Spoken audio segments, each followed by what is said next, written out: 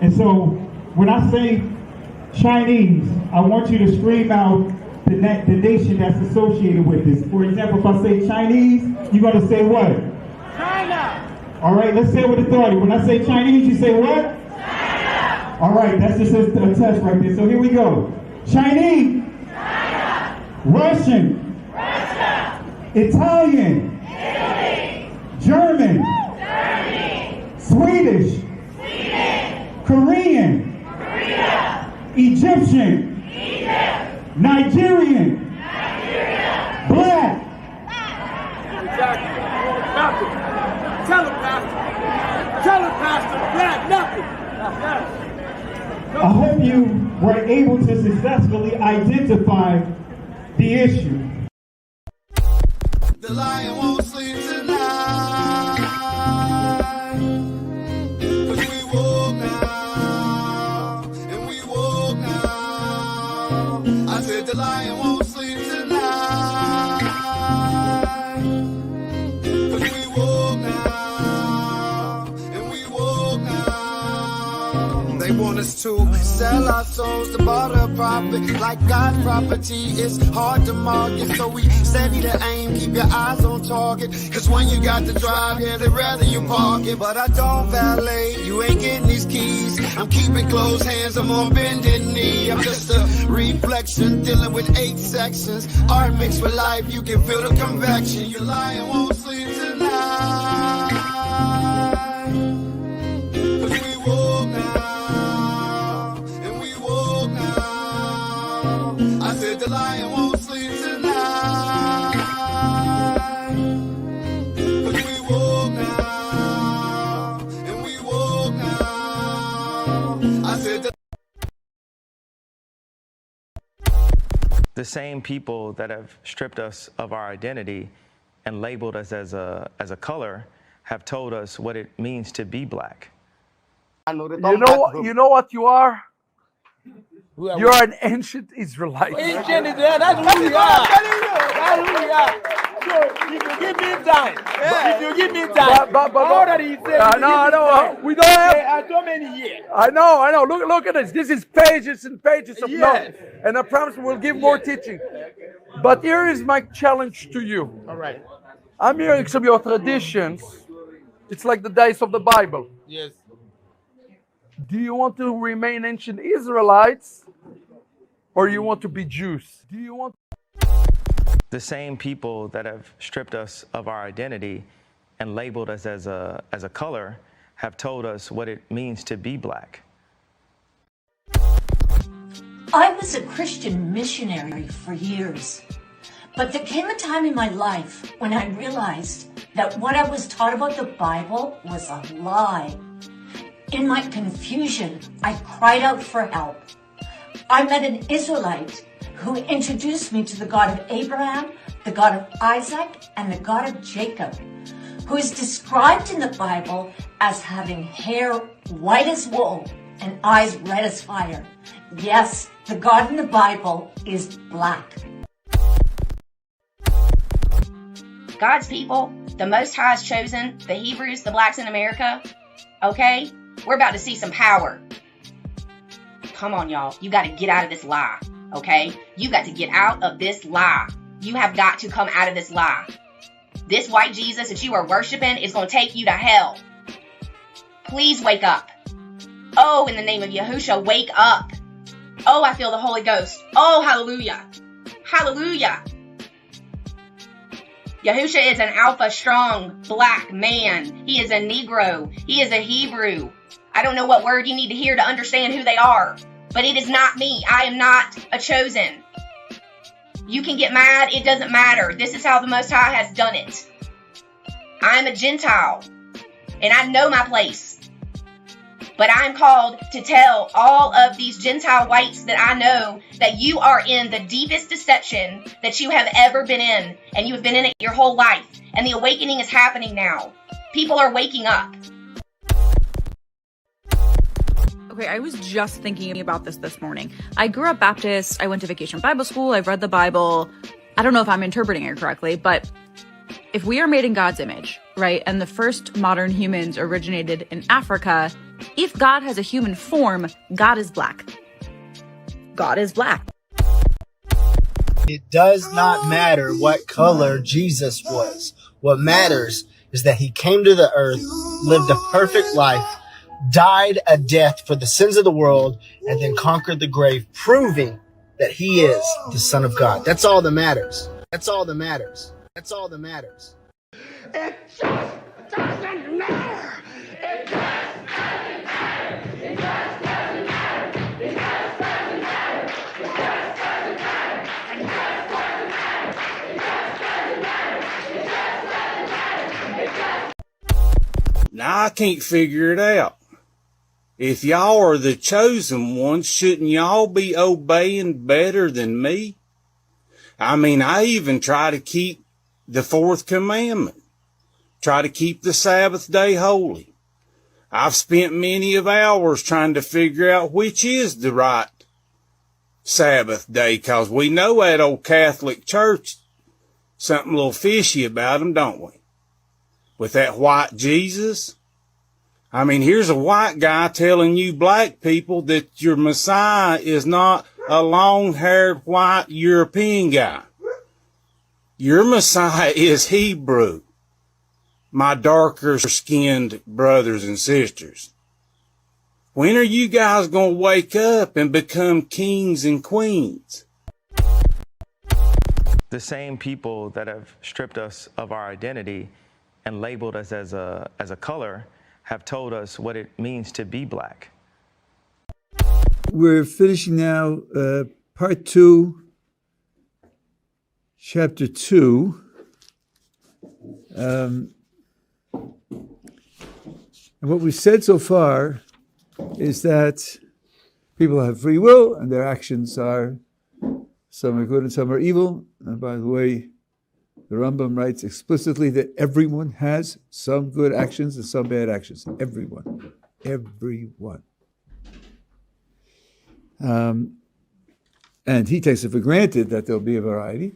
And we talked about the fact that this world and the next world are asymmetrical. The next world is where the majority of a person's actions, which determine his identity, are compensated. For the righteous, they exist in the world to come and they're rewarded. And for those whose major complexion is black, are excluded from the world to come.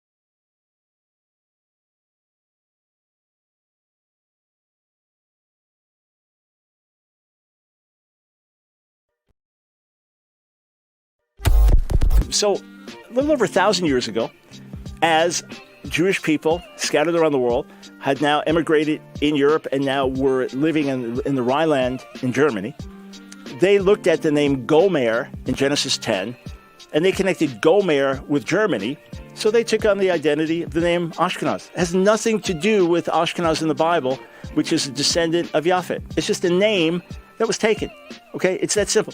Just like my last name Brown doesn't refer to the color of my skin or anything else. It was shortened from a Russian name when my grandfather came over at Ellis Island. The name got shortened to Brown. It's just a name. That's all it is.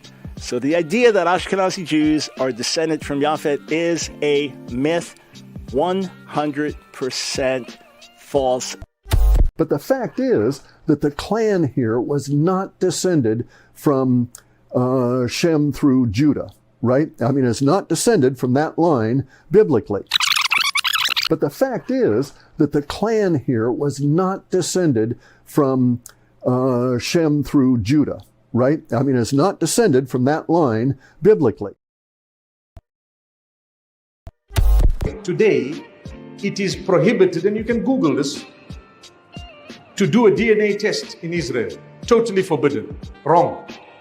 It's illegal. It's a crime. You'll be jailed if you do a DNA test in Israel. Why? Because they know the truth will come out. You come from Poland, you come from Ukraine, you came from Europe, you came from everywhere else. And they were the original Middle Eastern Jews who lived together with the Muslims and the Christians for centuries. For centuries. So what happened to a lot of the Jews?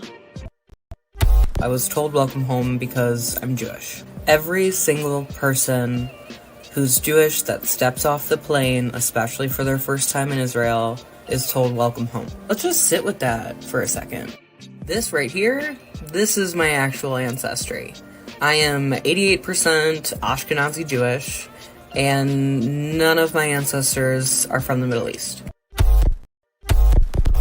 When you see Ashkenazi Jews sharing high similarity to Romanians and Hungarians, this is because both of these populations were offshoots of the Khazars. They were both founded by these members of the Caucasus who ruled this area of north of the Black Sea, where we have South Russia nowadays, between the 7th and 13th centuries. Very powerful empire. They converted to Judaism in the 8th century, and they sent offshoots to Eastern Europe. And we still some Ashkenazi Jews are mapped to this region of Ukraine. They're not all mapped to Ashkenaz. Most of them are, but some of them are mapped to Ukraine, and we can see very nicely some kind of migration route using GPS. Assalamu alaikum. In the 13th tribe, Arthur Koestler traces the origin of Eastern Europe's Jewish population that was largely decimated by the Nazi onslaught during the Second World War. Through extensive research, he discusses the history of a trading empire that was set up by a tribe known as the Khazars. The Khazar Empire was located between the expanding power blocks of Christianity and Islam, and the people were converted to Judaism by their king as a way of standing apart from both. The Khazarians and their wealth were dispersed through the countries of Eastern Europe after the collapse of the Khazar Empire. The Khazarians were not a Semitic people, that they called themselves Jews after their conversion to Judaism is as absurd as the Chinese Muslims calling themselves Arabs.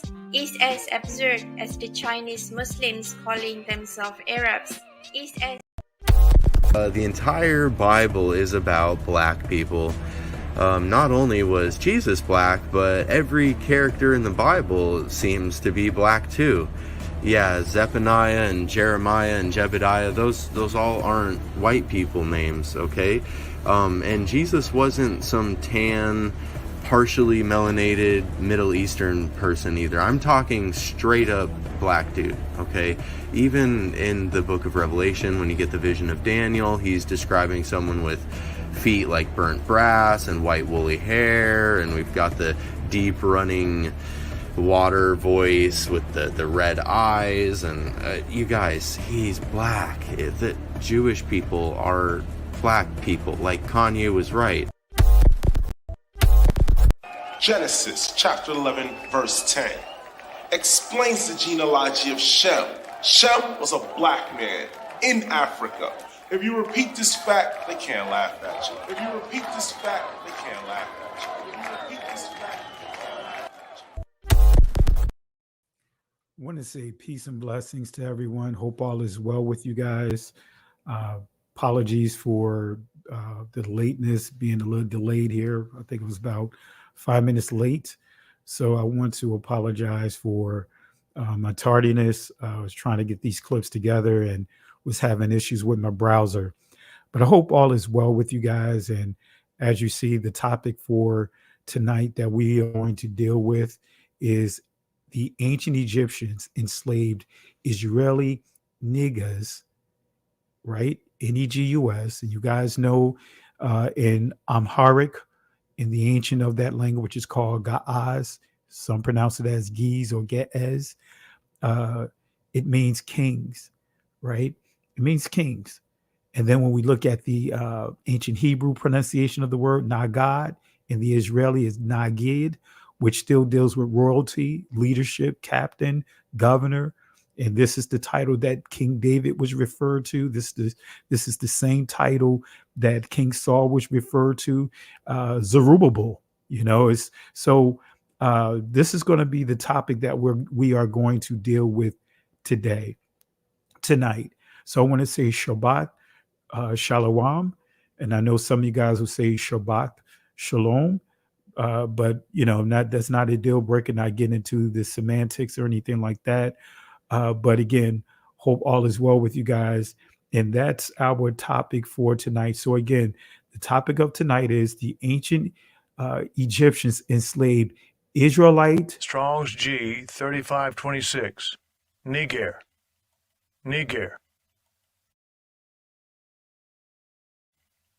Strong's G 3526. Niger. And not Khazars. And we're going to really use sources. And tomorrow night, we got a great lineup as well. We're going to deal with Shakespeare, what Shakespeare and his contemporaries, what they said about the ancient Israelites and the Israelites of their time. So we'll deal with that tomorrow night. So let me go ahead and stretch the screen out. And again, I want to say thank you guys for the love and support. We just hit 60,000 a few days ago, and we have a lot of momentum. And I think we just hit 61,000 earlier today or whatever. So we have a lot of momentum in spite of all what this platform and other platforms have done or made attempts to do to suppress this truth. But I want to encourage you guys, be encouraged, and let's continue to keep this momentum going. If you have not subscribed to the channel, click that like and that subscribe button if you have not subscribed to the channel. And if you believe that you are still subscribed, because YouTube has been unsubscribing our followers. I get emails on a regular basis with complaints about how YouTube is unsubscribing them without them knowing. And when they go look for notifications, they find out they're not getting them because they've been unsubscribed. So even if you are subscribed to the channel, right, go and double check to ensure that you are. All right. Subscribe and then hit that notification, because that's the other thing that they would do. They would uncheck the notifications. All right. But with that being said, again, we have a lot to cover. So I am going to go ahead and get right into the lesson tonight. All right. So the questions that we're going to answer tonight is, was Khazarians enslaved by the ancient Egyptians? I'll say that again. Was Khazarians enslaved by the ancient Egyptians? That's going to be one of the questions that we answer tonight. And the other question we're going to answer, was the name stealers enslaved in ancient Egypt? Now, one of the things that I observed is many of these educators from the Jewish community, as we know them, one of the things that I noticed that many of them do is when they get asked the question, can they give any proof that they've been enslaved, that they was enslaved, any historical proof? And what they would do so far is go right back to the Egyptian captivity. They can't go anywhere else. They just go right to the Egyptian captivity, right? And their way of trying to justify stating that they have been enslaved as a people. All right. So we're going to answer this question here. Was the Khazarians enslaved in ancient Egypt? Was the name stealers enslaved in ancient Egypt? And before I go on, I want to give a special shout out to, I think he's in the chat, my cousin Bishop, Dr. Bishop William Brown, who's in the building. I want to say shalom to you, cuz. Really appreciate you. And I'll drop the link inside the comment section. Anytime you want to jump on, even if you want to just give a shout out to the people, The link is inside the comment section. So again, family, this is what we're going to deal with tonight. And I want to also give shout outs to my sister Carol in the building, who's been holding it down. And I want to say this to all the moderators. If there's anyone inside the chat being disrupted, being disrespectful, taken away from the lesson, you guys know what to do. And also special shout outs to my cousin Benaiah Israel as well. Just noticed that he's in the building as well. Benaiah, the invitation is for you as well. If you want to jump on, feel free at any time. Even if you guys want to just jump on and give a shout out to the people. But the link is inside the comment section. And also my buddy Jay Highstyle. Thought I saw him in the building. So I want to say peace and blessings to you guys. All right. So let's go ahead and get into it, family. Let's get into it. Again, we got a lot to cover, and we're going to have to systematically tear down this narrative that have been created and developed and ever evolving over time. All right, so let's go to Exodus chapter 8, starting at verse 22. And I want to let this kind of lay this as the foundation as we begin to build on the topic of tonight. Right, this is a this is what the Most High had declared on what he was going to do in terms of with the plagues, the oncoming plagues, the whole purpose of these oncoming plagues in Egypt, with the ancient Israelites being enslaved. So it says here, I will sever Pala or Palai, right?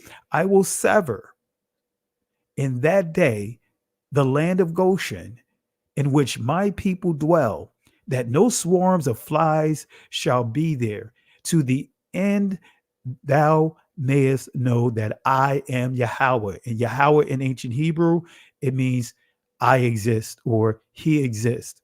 Yah is the short form. Hawa means to exist. All right. So you bring it together. He exists or I exist.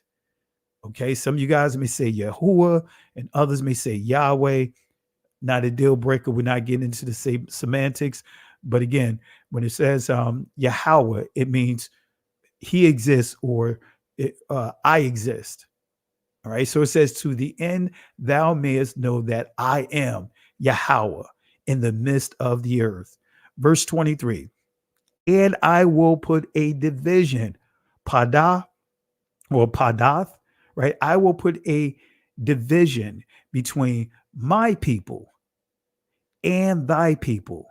And tomorrow, this sign, it says, this sign be, or tomorrow shall this sign be, excuse me. Let me read it one more time. And I will put a division between my people and thy people. Tomorrow shall this sign be. That's not correct. It should be Ath, or Atha is the Hebrew word for sign. All right. But nevertheless, it says, I will sever. I will sever. All right. Let's see what this word means. Let's see what this word means. Pala, right? We see sever. Well, let's see what this word means. It means to distinguish, to put, it says, put a difference, show marvelous, separate, apart, or set apart. To be distinct, be distinguished. So the whole purpose of these plagues, as the Most High laid it out, to make sure that there is a distinction of his people and those who are not his people. His people, the Israelites, right? And notice I'm not saying the word Jew, because the word Jew is not synonymous to all of Israel. That is a word of confusion. And this is why we see a lot of the issues that we see today. All right. Now, before we get deep into the lesson, I see my cousin Benaiah in the building. Let me bring him on and then we'll jump right back into it. Want to say peace and blessings, cuz. How are you tonight? Hey, peace and blessings. Peace and blessings. Doing good, cuz. How about yourself? Oh, I'm doing great, man. Doing great. Crazy week, very busy week. And Tell me about it. I was supposed to do this live. I think it was Wednesday, and I pushed it off to today. You know how that goes. That's how tired I was. Well, I'm glad you were able to get it started tonight, cuz it's a topic worth discussing. Yeah, it's a lot of crazy stuff that is going on, and you and I talk about it a lot offline, especially with the situations that are happening down in your neck of the woods in terms of the laws that are being passed to try to undermine this awakening and empowering the very ones that have hijacked us. So did you want to touch on that for the people, just to give them a heads up of what's going on down there? Yeah, I guess just for the benefit of those who may not be aware of what's going on, especially so here in Georgia, they've actually passed a anti-Semitism law, and the purpose of the law, family, is that they've now criminalized what they call anti-Semitism, and it is based off of the language in the law. The definition of anti-Semitism that's written in the law is actually not, well, I take it back. It's actually not written in the law. They refer that to the definition to like an external group. And of course, it's called like a working definition. So basically any definition of anti-Semitism that this third party group comes up with. And by the way, this group is made up of like 35 countries, right? Foreign countries, well, 34 foreign countries. And then the 35th country is the United States. But based off of that definition, they are now able to criminalize anti-Semitism. And then just the last note on that, family, is that so that went in, I believe it was on the January the 31st. And then now the other law that they're working on is a RICO law. Now, if you all aren't familiar with RICO, those RICO laws are laws that have been disproportionately used against the Black community. And those are laws that the burden of truth, the burden of proof in order to get someone convicted using a RICO law is very low. So now they're trying to attach this anti-Semitism law to the RICO law. And basically the reason why they're doing that is so that they want to make that anti-Semitism law that was passed on the 31st a felony. So if they're able to tie it into the RICO law, they will be able to do that. So most high willing, we're taking a look at it. We'll join up with some other groups, and we'll definitely fight that one tooth and nail. so just stay tuned on that one, family, and you'll have some more information on that coming soon. Thank you. And real quick, Benaiah, explain to the people. I know what it means, and you and I discussed it. But what does it mean for as a working definition, and how is that? Why is that important for the people to understand? Yeah, so it's not a set definition. It's not. And actually, one of the things that they actually pointed out in the law, they said, hey, this law is made up by this group over here. And by the way, it's a working definition, which means that it can change from Monday to Tuesday to Wednesday. But they also included a couple of examples in there. And they also said that the examples are part of the definition as well. And so some of the examples was like, if you say the Jews run Hollywood, that's one of the things that they can come at you with, right?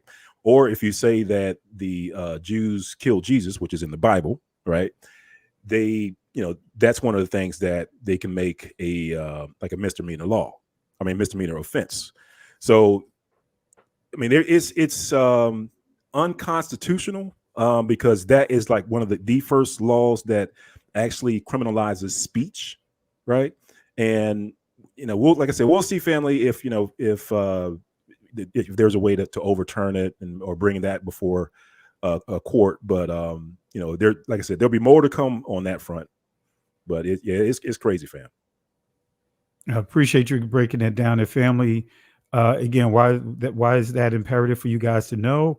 Is they did not define the law within this law that was passed. They didn't define exactly the details of what it is, but they referred to a third-party source for the definition. They didn't tell you what it is. They say, hey, if you want to know the definition of what it means, anti-Semitism means, go to X, Y, and Z. So why is that important for you guys to know? Is that they can make any type of changes that they want to, as far as that third-party source, which is their community.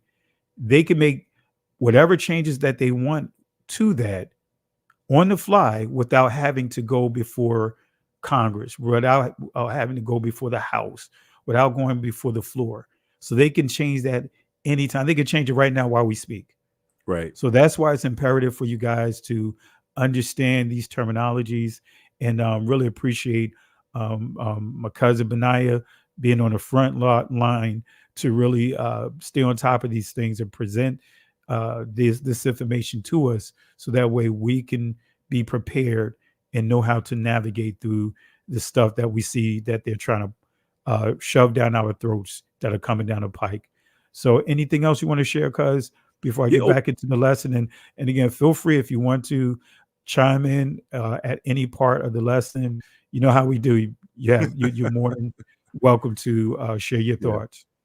Yeah, just one last comment on that, and that is, so there was a lesson learned from all of this, and that is, the lesson learned was that we didn't see it coming. No one was looking for it. We weren't in the places that we should have been, as far as to be able to pick this up. Because if you know how laws move through the process, sometimes it's a long, arduous process.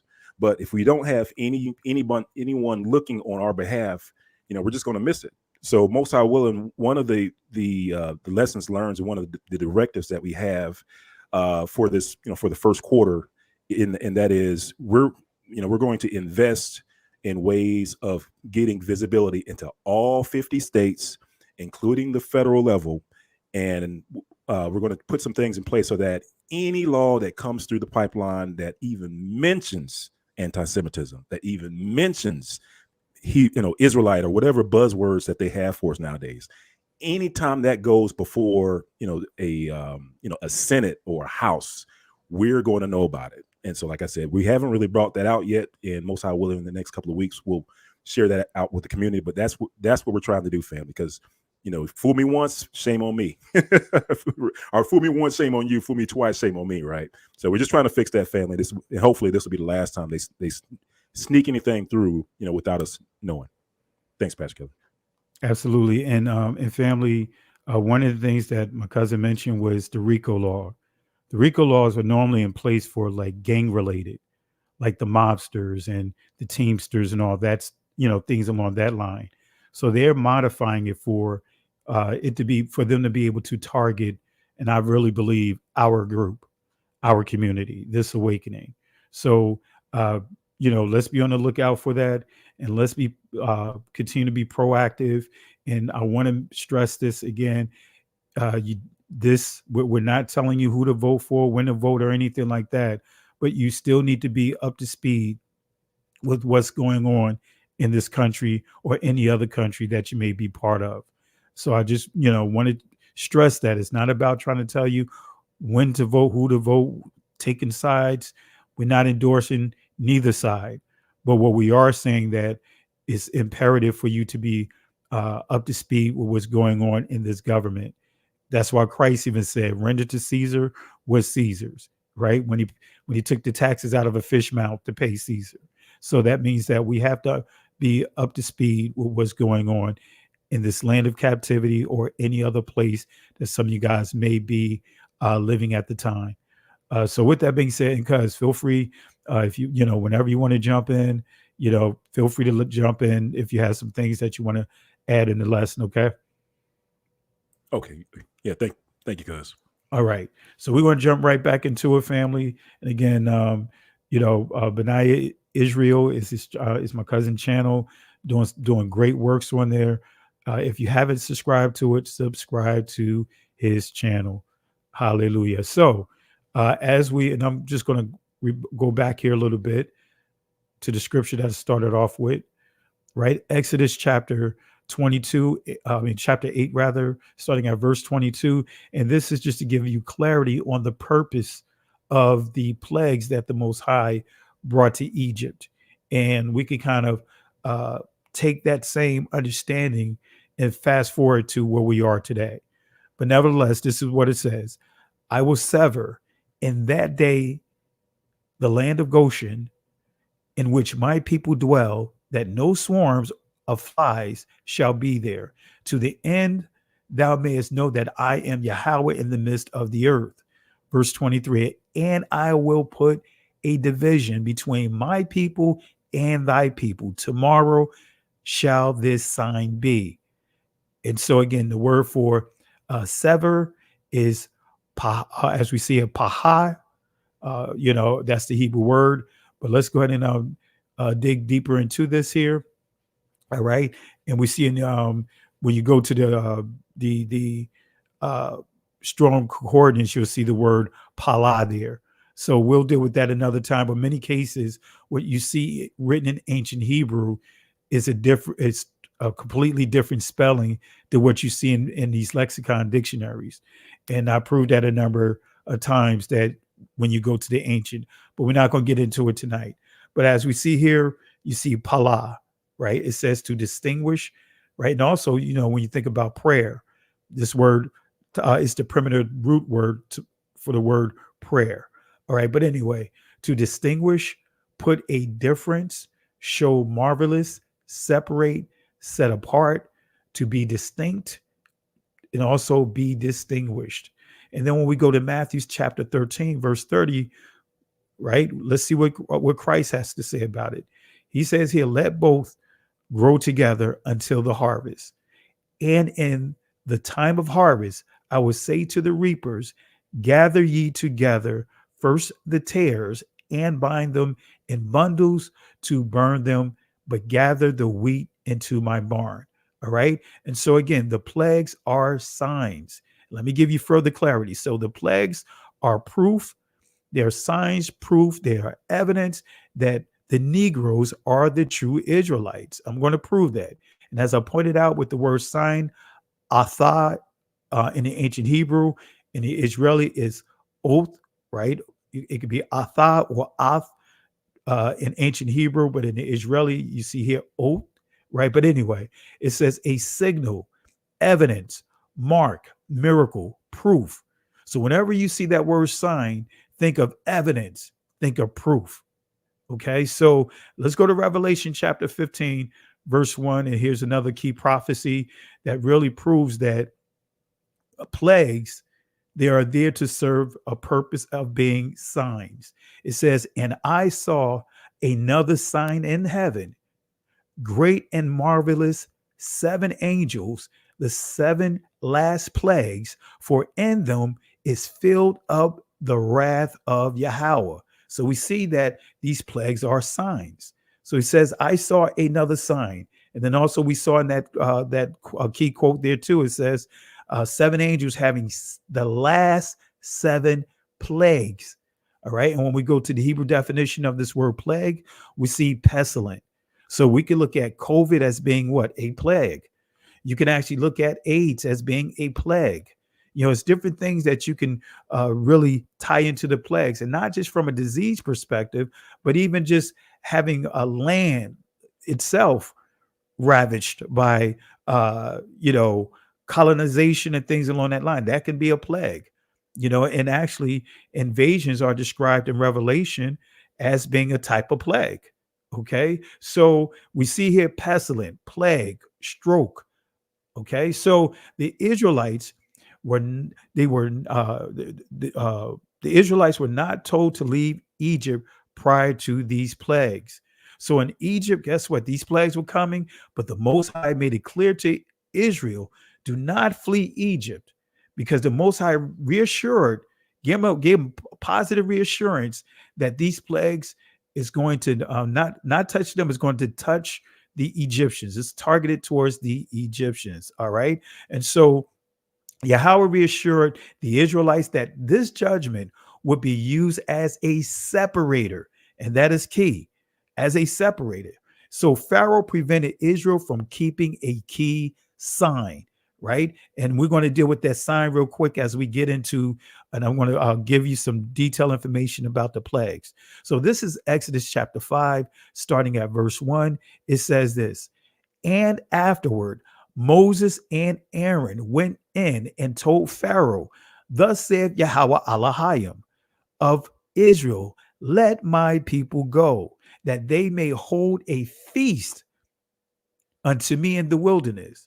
Right. And we see that word feast, chag, right?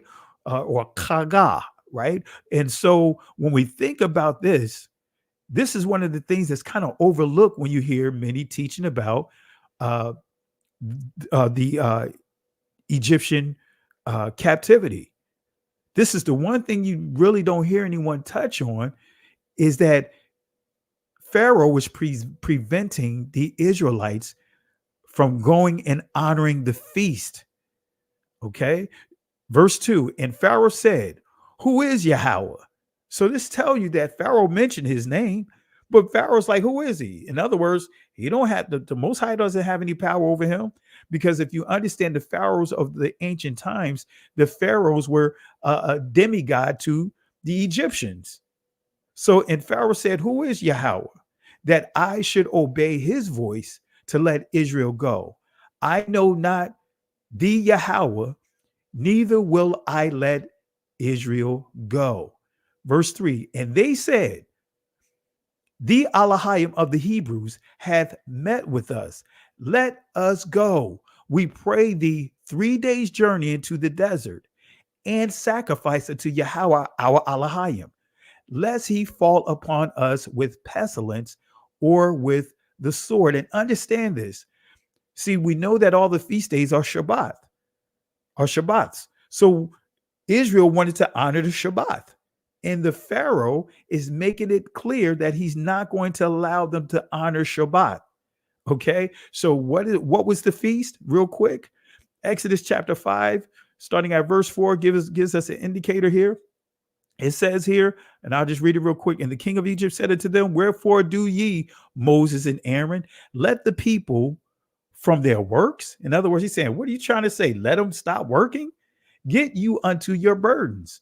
Verse 5, and Pharaoh said, behold, the people of the land now are many, and ye make them rest. And there you'll see the word Shabbat. And ye make them rest Shabbat from their burdens. So Pharaoh's like, wait a minute, you trying to tell me to let these people honor Shabbat by having these feasts? No, we're not going to stop the work. Let them work on this Shabbat. Let them work through the feast that they're trying to honor. So Yahweh instructed Moses and Aaron to allow the Israelites to go into the wilderness to honor him by a feast. So what was the feast? Right? And this is coming out of the pseudo work of that's called the Jubilees, right? Even though I don't subscribe to this book, but as I stated before, there's always some historical information that you can extract from some of these ancient writings, because this book was written back in like the 2nd century BCE. So there could be some historical information that you can extract out of it. All right. So, but notice what this says here, Jubilees chapter 16, starting at verse 19. It says, and we went our way, and we announced to Sarah all that we had told him, and they both rejoiced with exceeding great joy. Verse 20, and we built there an altar to Yahweh, who had delivered him and who was making him rejoice in the land of sojourning. And he celebrated a festival of joy in this month, 7 days near the altar which he had built at the well, and we see here Ba'ar of the oath, Shabbai or Shabbai, right? So, it goes on to say here, and he built booths, Sakath, for himself and for his servants on this festival. And he was the first to celebrate the feast, right? And as you see here, you see he celebrated a feast, right? And this is backwards here. It should be Chag, but it's the word the letters are backwards here. But it says of tabernacles. So we see that he's honoring what? The Feast of Tabernacles. And this is Sakawath, or some would say Sakuth or Sakoth, but this is the plural. This is say Sakwath or Sakawath, right? The Wath is the feminine plural, but nevertheless, not getting into all of that. But we see that here in the Jubilees say he's honoring the feast day of the Tabernacles. And I did an in-depth study on this on the channel. Not going to go too deep into this, but I really go into it, proving it with scriptures that Abraham was honoring the Feast of Tabernacles. And that's what Israel was doing, because Passover didn't exist at that time, right? So they were going, and this is like the main feast day that requires Israel to go into a place of traveling away from, out into the desert. Basically, the same territories that Abraham was there at one time, that built a well, and we could confirm that when we get to Ishmael, we'll see not Ishmael, but Isaac building a well in honor of his father. There, we could really go into the scriptures and prove this, but nevertheless, Pharaoh made every effort to keep Israel from honoring the Feast of Tabernacles, right? And remember, family, I said all the feast days are what? Shabbats. So when we go to Exodus chapter 31 to further prove this, starting at verse 13, it says, "Speak thou also unto the children of Israel, saying, Verily, my Shabbats," or Sabbaths is what you see there, "ye shall keep." So the reason why there's plurality here, because we know we have the 7-day Shabbat that's already included in the 10 Commandments. But then when we see the plural here, this is referring to the feast days, because the feast days are also Shabbats. And you can confirm this by reading Leviticus chapter 23 for those that are not familiar with the different feast days. So it says, "Speak thou unto the children of Israel, saying, Verily my Shabbats ye shall keep, for it is a sign." And you see the word shamar for keep. In other words, cross out keep and put execute. To me, that's a better, more of a accurate description. Execute, right? "For it is a sign," and we see that word again, "between me and you throughout your generations, that ye may know that I am Yahweh that doeth sanctify you. Ye shall keep the Shabbat. Therefore it is holy unto you. Everyone that defileth it shall surely be put to death. For whosoever doeth any work therein, that soul shall be cut off from among his people." Verse 15, 6 days may work be done, but in the 7th is the Shabbat of rest, holy to Yahweh. Whosoever doeth any work in the Shabbat day. Shabbat doesn't just mean rest, it also means celebrate. So when we have it honoring the Shabbat, we are celebrating the Most High. Again, when you go to Leviticus 23, you're going to see celebrate there, right? You're going to see celebrate, but when you go to the Hebrew, you'll see Shabbat. So it's not just a day of rest, but it's also a corporate day of celebrating who? The Most High. That's why he said, "These are my Shabbats." These are my feast days, rather. So he shall surely be put to death. Wherefore the children of Israel shall keep the Shabbat, to observe the Shabbat throughout their generations for a perpetual covenant. Verse 17, "It is a sign between me and the children of Israel," not for a moment, but it says forever. "For in 6 days Yahweh made heaven and earth, and on the 7th day he what? Rested and was refreshed." Verse 18, "And he gave unto Moses, when he had made an end of communing with him, upon Mount Sinai 2 tables of testimonies, tables of stone, written with the finger of Elohim." So anyone try to say, well, these commandments belong to Moses, they're the law of Moses.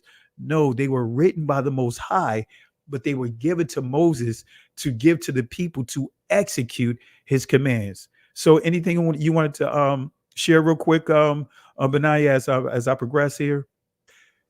Well, I just didn't want to get ahead of the material that you had, because I'm pretty sure that you're going to go into some of the proofs as far as Israel being able to identify Israel in Egypt.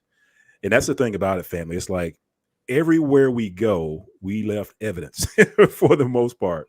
And just like Pastor Kelly was saying, it's like even like the plagues. When you take a look at the plagues, like if you're taking a look at I would say like Leviticus 13, like verse 1 through 4, and this is where, like, when it's talking about like the plague in the skin, like how you have like those different colorations in the skin, and you have like these little dots and stuff, and it's this is in that part of the Bible.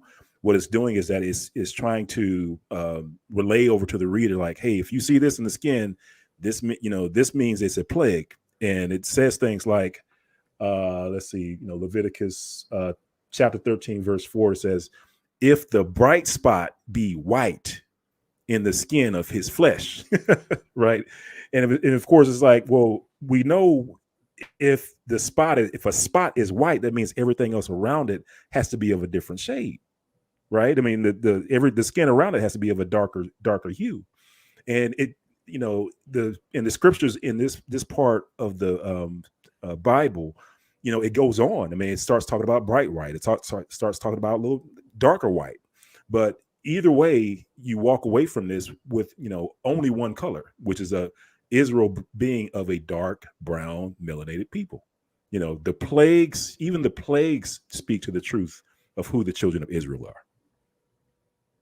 Absolutely, absolutely, and you hit on some great points there, and that's one of the things that many people don't really understand is that those laws that you pointed out, like starting at chapter 13, I believe is when it starts, either chapter 13 or chapter 12, when it gets into the laws of leprosy or any type of contagions that are going among the people, and the Levitical priests, they were responsible for quarantine. And so, but you hit on a great point about that, also proving who's who, right?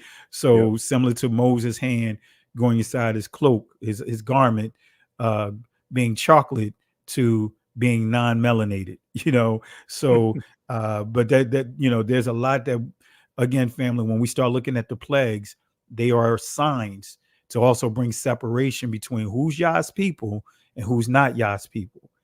All right. And we'll get there here in a second. We're actually getting ready to get into that portion of it. But so I want to just reiterate to you guys. It says here, my Sabbaths ye shall keep, for it is a sign between me, you throughout your generations. In other words, this is forever. You'll see the word awalam there. And the interesting thing, when we start understanding the signs on the Shabbat, we know that the Most High rested on the Shabbat, the very first Shabbat. We know that the Messiah was resurrected, right, on the Shabbat. And then during the feast of the Shabbats, which would have been the Passover and the feast of the unleavened bread, we can tie that into that as well. We know that he was transfigured in front of his disciples on the Shabbat. There's a lot of signs that we can really pull out and further prove and confirm that these signs, for us, the Shabbat is signs, is proof and evidence between Israel, no other nation, but between Israel and the Father. Signs, proof, and evidence. And then the Most High used this for the non-blood descendants in Isaiah 56. If they want to have a relationship with him, they have to honor Shabbat and take hold of his covenant. But anyway, so are there any proof of the plagues? See, family, these are some of the things that we have to systematically knock down these the opposition, because they have a system, right? Especially when we start dealing with a lot of these conscious community or unconscious community people. They'll tell you there's no proof that there was any plagues. And you'll see many try to build on that narrative. But I'm going to prove to you a document, an ancient document that these guys tend to toss out, because they try to pinpoint, or they try to use what they want to select and get behind to try to discourage and undo the truth that the scriptures highlight. And we'll touch on that now. So are there any proof of the plagues? Let's start with the story of the Nile turning into blood, right? Is there any proof of this, right? Let's go to Exodus chapter 4, and then we're going to highlight verse 9. It says this, right? And it shall come to pass. And this is what's so interesting about this prophecy, right? As Benaiah pointed out, skin complexion. The first sign that the Most High gave Moses in this chapter was his skin complexion. The second sign was his identity, which was his staff. And for those that are not familiar with being a shepherd, because Moses was groomed, he was taught how to be a shepherd, right? But anyway, that shepherd, his identity is that staff, his ring, his bracelets. Those are the things that identify shepherds.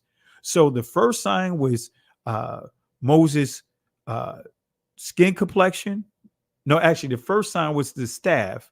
because the Most High said, what's that in your hand? And he said, hey, he just referred to it as a rod.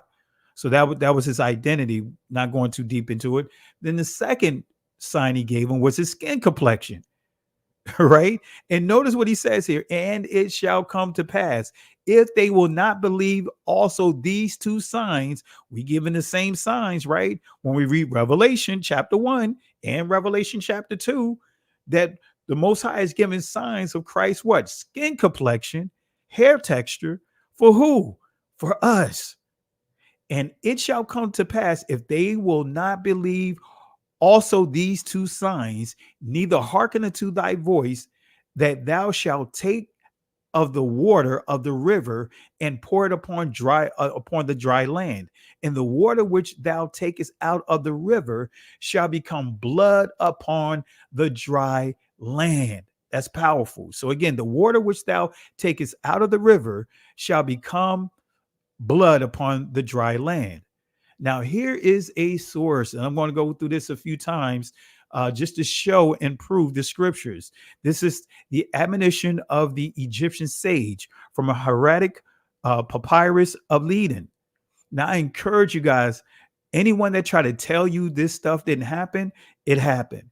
Now, I want to make sure you understand this other key point is don't expect it to read just like our holy word, because these are Egyptian writings. So many would try to go in there and say, all right, let me compare it. Is it reading exactly like how the scripture reads? No, it's not. But guess what? We'll still be able to confirm that this period of where these plagues took place. All right. So I just want to put that disclaimer out there. It's not going to read like what we read in the book of Exodus or in the ancient Hebrew Shamwath. All right. Which is the ancient pronunciation of that transliterates simply the names. All right. So the admonition of an Egyptian sage from a hieratic papyrus in Leiden. Let's see what it says. All right. And this is some screenshots I took of this the document that I have. And I'm telling you, family, it's so many nuggets that's before us. But notice what it says here. It says the plague. You see that, cousin Benaiah? It says here, and I'll highlight it here. It says here, the plague is throughout the land. Right? So we're using Egyptian sources that you will not find in these so-called conscious community spaces. It says the plague is throughout the land. Blood is everywhere. Death is not lacking. Then it goes on to say the river is blood. Men drink of it and shrink from it. In other words, the taste of people. Men thirst after water. So it's telling us that what? The river is blood. It talks about what? A plague. And it said that the water is what? Bitter, because it tastes like the blood of people. Now, but now, is that not a plague? Is that confirming the scriptures? Wow. Yeah. Right. So, and family, I know some would say, well, that's just a coincidence. They go Donald Trump on you. Well, that's just a coincidence. You're wrong. No, but guess what? We're gonna take it a step further. So the destruction of the crops, right? We want to give clarity, the destruction of the crops and the death of livestock, right? Let's go to Exodus chapter 9, starting at verse 5. Notice what it says. And Yahweh appointed a set time, saying, tomorrow Yahweh shall do this thing in the land. And Yahweh did that thing. Man, I love how that reads. The Most High said he's going to do that thing. And it says, and Yahweh did that thing. That's when the Most High give you a prophecy, when the Most High say he's going to do something like restore Israel, guess what? He going to do that thing. And guess what? And we're going to celebrate saying Yah did that thing, man. But anyway, Yahweh did that thing on the morrow, and all the children, it says, and all the cattle of Egypt died, but of the cattle of the children of Israel died not one. And then when we go to verse 30, in the same chapter, it says, but as for thee and thy servants, I know that ye will not fear you. Yet Yahweh, or excuse me, ye will not yet fear Yahweh Elohim. And the flax and the barley was smitten, for the barley was in the was in the ear, and the flax was bald. So this is saying, hey, I know the Egyptians gonna be hard-headed. They're not gonna listen, but the Most High said, I'm gonna hit you with another plague. So we also skipped over to Exodus chapter 10, verse 14 and 15. It says this. And the locusts went up it says, over all the land of Egypt, and rested in all the coast of Egypt, very grievous.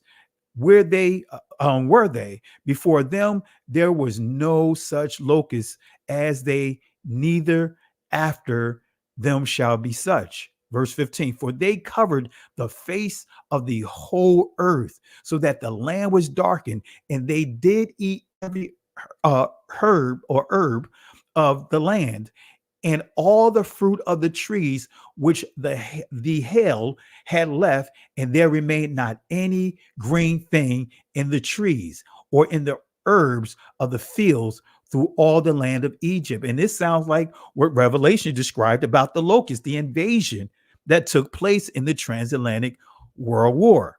But nevertheless, let's see if we can confirm what we just read in this same source, the admonitions of an Egyptian sage from a hieratic papyrus in Leiden. Let's go here and let's see if we can confirm this. This is coming from page 9. Notice what this says here. Nor is this limited area immune from the disasters that have befallen Lower Egypt. The ship of the southerners has gone adrift. The towns are destroyed. Upper Egypt has become dry waste. Now we're seeing this is still confirming what the scriptures are bearing witness of. But we're not going to stop there. See, Egypt was in a state of ruin, right? So let's go to page 46 and continue to confirm this. Notice what it says about the grain, because it did talk about the food, right? It says here, forsooth, grain has perished on every side. And it says people are stripped of clothes, spices, and oil.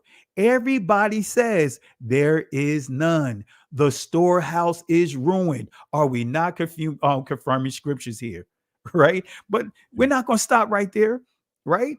Pharaoh's servants, right? We're becoming impatient with Pharaoh's blindness to the destruction of Egypt, right? And when we go to Torah, when we go to Exodus chapter 10, notice what verse 7 says. It says, and Pharaoh's servants, right, Abad, said unto him, how long shall this man be a snare unto us? In other words, how long you going to let Moses get on your nerves? How long you going to let Moses be a thorn in your side? He said, look, let the men go. In other words, let them go and celebrate the feast days. Let them go so they can serve Yahweh. Notice they acknowledging Yahweh says that they may serve Yahweh, their Elohim.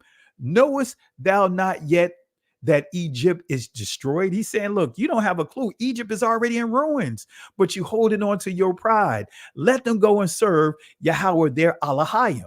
So let's go ahead and confirm this. Let's go back to the source I highlighted, but let's go to page 34 and notice what it says here, right? It says here, the products of craftsmen, the place, to what purpose is a treasure house without its revenue? Glad indeed is the heart of the king. In other words, saying the king is filled with pride. When truth comes to him, lo, every foreign country comes. That is our water. That is our happiness. What shall we do in respect thereof? All is ruin. So we see that Pharaoh is being stiff-necked. We see that Pharaoh is being hard-headed. He's filled with pride. And guess what? He don't want to back down. Come on now. Many of us have been hard-headed like Pharaoh. We don't want to back down. We don't want to bow down to the Father, knowing that what we see, the signs, proof, and the evidence are there. So notice this here. We're going to deal with another thing. Death of the firstborn. See, we going in, we dealing with these plagues, death of the firstborn. Let's see what the scripture says.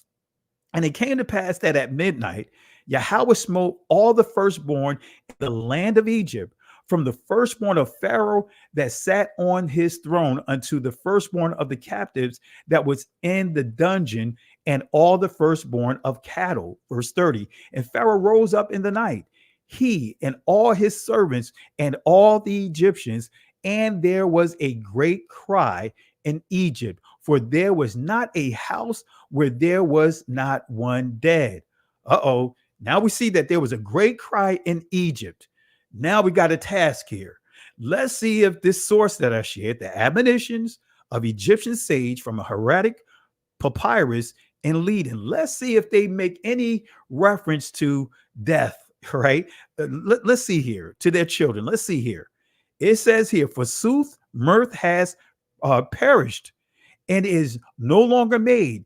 It is groaning that is throughout the land, mingled with lamentations. In other words, we still dealing with what? Mourning, lamentation, mourning, right? And then when we skip over to page 36, look at what it says. Forsooth, the children of princes, right? Now we're seeing this dealing with the royal family. The children of princes are dashed against the wall. The offspring of desire are laid out on the high ground. Any thoughts on Benaiah as I continue to prove these plagues and get ready to further show proof to the people how this ties into us? Yeah, if I remember correctly, I think that not only does this give the perspective, give the same, or give it from a perspective of an Egyptian, it also matches the same order, like the same order that you see in the scriptures. It's the same order in this document. And also, it was a quick little nugget in one of the first plagues that you read. It actually referenced where it was in Egypt. It said Upper Egypt. Now, if you don't know Upper Egypt, that's South Egypt. Exactly. That's towards like man. What's the country that's like right? We start dealing with Sudan and all those territories. Sudan, yes. Yeah. So that's Black Egypt, family. That's dark. Like there's dark skin, then there's dark. Like that's dark. Africa. So you're not hanging out in that part of Africa without no suntan, without even do they have suntan lotion back then? Exactly. You know what I mean? They had that melanin. That was our suntan. Exactly. Right. So that's some great points, cuz and family. This is why I gave the disclaimer, because oftentimes, and this is just from how we were institutionalized in Christianity, we think that when we read about the sources that's going to confirm the ancient text, we think it's going to read exactly the same way. Remember, this is Egyptian writings. They're writing about what took place, but these are in their words, right? And remember, they're also a prideful people, and they're not going to document their losses. You know what I mean? It takes a lot, to really find their losses. But in this document that I'm sharing with you, we see a lot of losses here. And this is key. And many of those so-called atheists that's trying to say that the scriptures there's no proof of any plagues and all that other stuff, like what's that? I can't think of the theologian who's now an atheist still teaching at Duke University. I can't think of his name now. Is it Barth Ehrman? But anyway, he's teaching at a Christian theologian courses, and he's an atheist. And he said, "Hey, there's no proof of anything, any plagues. There's no proof of an Exodus or anything." And we're just going into some sources debunking what he's teaching that many are running with. All right. Just to land back on what you're saying, because like they're kind of speaking with the forked tongue when they say that, because the only reason why they say that is not because the evidence isn't there. You know what I'm saying? Like, it's not because they don't have a pyramid that has like large granaries where they have evidence of grain being stored there as like during a time of famine. Like they have that there. Literally, they have that there. It's just that what they try to do, they try to say that, well, but it's not during the time that we think they should have been there. And because in their minds, like the time doesn't line up with when they say that Israel was there, then they discount it. Then they start making these statements like, oh yeah, there's no proof. Well, wait a minute. You have a large Semitic population over in this territory. during the, so why wouldn't they be the group? Well, because the time doesn't add up. They're there too, they're later than when we thought that they would be there, So that's the only reason why they can get away with saying that. Absolutely. You hit that right on the nail. And before we continue, family, I want to give a special shout out to Professor Miller. Really appreciate him. He's a pastor as well. I want to give shout outs to Pastor Miller, who's teaching this truth, who's going to launch his YouTube channel soon. Had the pleasure of breaking bread with this brother. I mean, he's a really good guy, a great educator for the kingdom, for the community, and he's doing so much. And we're going to, when he gets his channel launched, we're going to bring him on, and we're going to break bread on this channel with him as well. So I want to give a special shout out to Pastor Miller, and we share similar walks. But I really appreciate you, Pastor Miller, and thank you for the build that we had earlier as well. Really appreciate it. And once he posted, family, I'll let you know where you could go watch the video. We had a great build earlier today. So again, appreciate you, Pastor Miller, and all that you do. And let me give a special shout out to, I see Denaya. I want to say thank you for the super sticker. And family, let's show Denaya some love for the love and support of this platform, this channel. Really appreciate you guys for getting allowing us to make it this far. We can't do what we do without you. If like the old school would say, if it had not been for you guys, me and Benaiah would just be walking by ourselves. You know what I mean? We'll just be having a private conversation. But because of you guys and the love and support, you allowed us to be here and continue to present this information to you guys, because it does cost resources.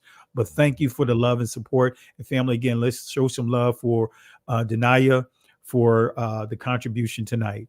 All right. So family, we're so far, we're knocking it out the park, but we still have a little ways to go, because there's a lot we got to unpack here. You know what I mean? There's a lot to unpack. So we have to continue to go with the rule of thumb that was given to us in Deuteronomy 17 and also 19. 2 or 3 witnesses in order for that thing to be established.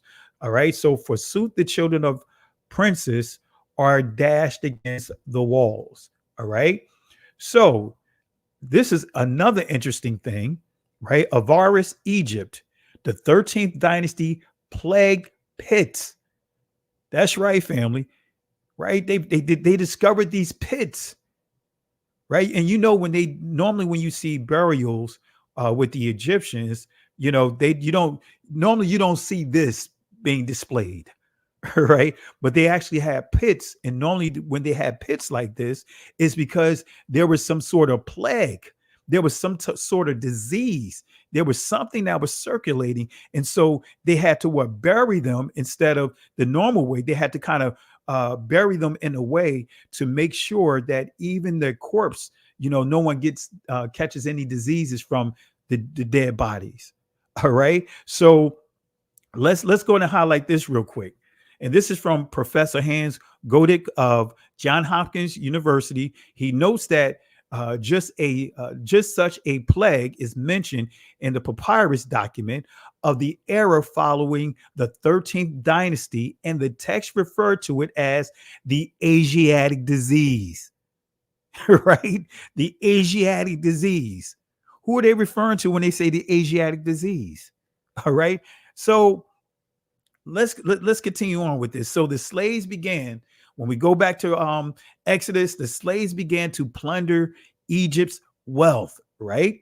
So when we go to Exodus chapter 12, starting at verse 35, notice what it says here. It says, and the children of Israel did according to the word of Moses, and they borrowed Sha'al of the Egyptian jewels of silver and jewels of gold and raiment. Now, this is going to give clarity on whether or not reparations were given, because I've heard some Jewish teachers, pastors, and theologians try to justify not say, but their belief that the Negro us should not get any reparations. Even though others got reparations, even though those certain spaces, groups in certain spaces are getting reparations, and the U.S. didn't even do anything to them. Like the the other community that hijacked our identity, the name stealers. But anyway, so this is telling us, it says, and the children of Israel did according to the word of Moses, and they borrowed of the Egyptian jewels of silver, jewels of gold, and raiment. Verse 36, and Yahweh gave the people favor in the sight of the Egyptians, so they lent. Now we got to deal with this here. Sha'al-wam, right? Unto them such things as they required, and they spoiled not to Zal or not Sal the Egyptians. Now, again, it says the children of Israel did according to the the word of Moses, and they borrowed. So does this mean that the Israelites took out a loan? No, family. See, this is why we have to understand translations. This is why it's key to really study these key words. Israelites did not go and take out a loan. They're coming out of bondage, so they didn't go take out a loan, to go deeper into debt to the Egyptians. Did the Egyptians extend a line of credit to Israel? No, not at all. So let's look at this word. Let's see what this word means when it says borrow. It says to inquire, to request, to demand, to what? Lay to charge. In other words, they had to go demand what? Reparations, compensation. Okay. So Israel was instructed to demand, not borrow. As instructed, Israel requested reparations from the Egyptians.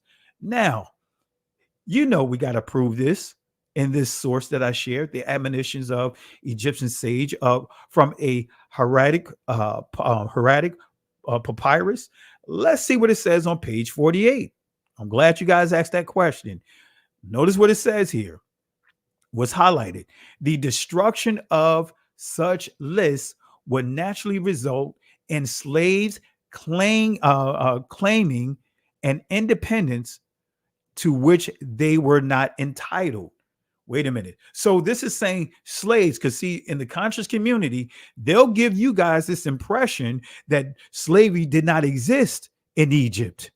They'll go right to the scripture. Oh, the Bible's a white man Bible. Look, they got slavery all up in here. Guess what? We're proving, even though I got other texts I could prove in a different lesson that I'm going to do, that slavery existed in all among the Egyptians. Right? This is nothing new, whether it was slavery or indentured servitude. It existed. So the destruction of such lists would naturally result in slaves claiming an independence to which they were not entitled. But we're not going to stop there. Let's go to page 31. Forsooth, gold, lapis, lazuli, silver, malachite, carnelian, and bronze, stone of Yebet, and it goes on to say, are fastened on the necks of who? Female slaves. So now you have the mistress of the house saying, hey, look, we giving you this jewelry.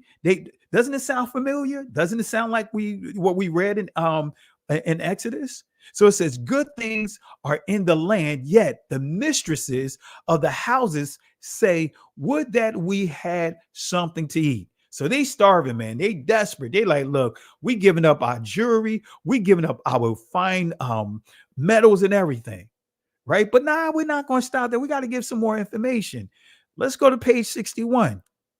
Behold, the poor of the land have become rich, and the possessors of, in other words, the property has become one who has nothing. Wait a minute. Is this another mic drop right here? Benaya, what do you think? Yeah, I want to land back on that because like on that previous slide that you had where it actually listed out like the what they borrowed. Let's go back here, right here. Yep. See, it says gold, right? Silver, right? Malachite, bronze. They borrowed all that stuff, and that what that does is that it ties over to like Exodus chapter 35, verse 22. I guess if you started a little bit before that, where they were trying to gather things for an offering for the work of the tabernacle. And then in verse 22 it says, and they came both men and women, as many as were willing hearted, and brought bracelets and earrings and rings and tablets, all jewels of gold. And every man that offered an offering of gold unto the Most High. So that document that you're reading, because it's like matching up perfectly. Because is the Most High great or what? he's given us the sources, and thank you for bringing that out, because this is further proving that just what the scriptures are saying are true. And then too, where did they get the jewelry to build a golden calf? Right. Yep. So you gave a great point there. Great point. And I want to give a shout out to author Candace Phillips Anderson. God bless you, Pastor Kelly. What a magnificent class. Thank you for the love and support and family.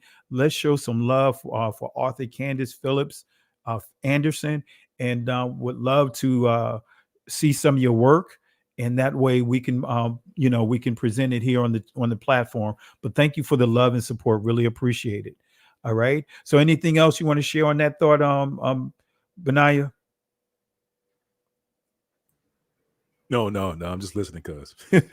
Okay. But great input. So was the Khazarians enslaved by the ancient Egyptians? Because so far we given you some plagues, right? We proved the plagues are real. So was the Khazarians enslaved by the ancient Egyptians, right? Was the name Steelers enslaved by the ancient Egyptians? Were they subjected to these plagues, right? But let's go to Exodus chapter 1, starting at verse 7. Some of you guys are going to recognize this, but I like to tie all this together. Some things I like to be repetitive in order for many to really grasp this information, right? So this is why the Most High told Moses, rehearse in the ears of Joshua, rehearse. In other words, be repetitive and teach the situation that Israel had to deal with the Amalekites, right? But we're going to continue to rehearse these things in your ears, all right?